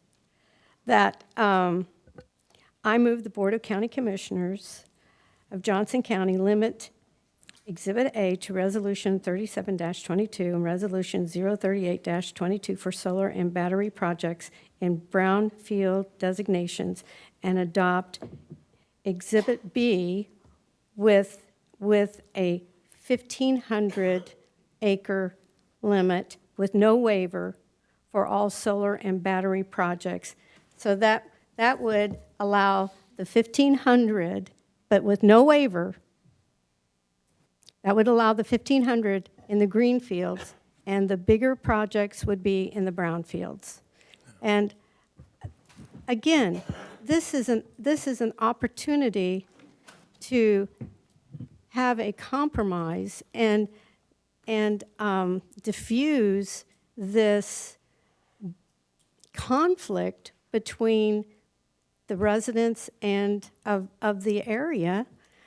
It addresses that Johnson County is participating in solar farm and solar energy, but yet it acknowledges that we have an obligation to protect the people in the rural areas that have already made investments there of significant amounts. I would suggest that there should be a waiver because we cannot predict exact requests that will come before us and the circumstances thereof. So I think that flexibility is important. But we have a waiver in the brownfields. Pardon? We have a waiver. I know it, but in it's the- in the restricted to brownfields. No, Yes. in the brownfields, there would be a waiver because that would be adopting the original motion as that, all of the waivers would still be intact. But for the ones in the green fields, I suggest that we take the planning commission, but we do not have any waivers on the 1,500 acres. Okay, all right. That clarifies it. Is there a second? All right, there is no second, so the amendment fails. Are there any other amendments to be offered? All right, if not, the motion is before us. Does anybody need a clarification on the motion? All right, clerk, please call the roll. Commissioner Fast. Yes. Commissioner Myers. Myers, yes. Commissioner O'Hara. No. Commissioner Hanslick. Hanslick, yes. Commissioner Ashcraft. Yes, with Commissioner Al- reservations. Commissioner Allenbrand. Alan Brand, aye. And Chairman Eilert. Eilert, aye. I have 6 votes in favor, 1 opposed. Is that correct, clerk? Yes, 6-1, it passed. All right, so the motion carried. Well, it's been a long afternoon and a long process. Thank you all very much for your participation. I understand these kind of decisions. There are different opinions in many, many cases. And so, again, thank you all very much. That concludes our agenda. We are adjourned. Thank you, Mr. Chairman.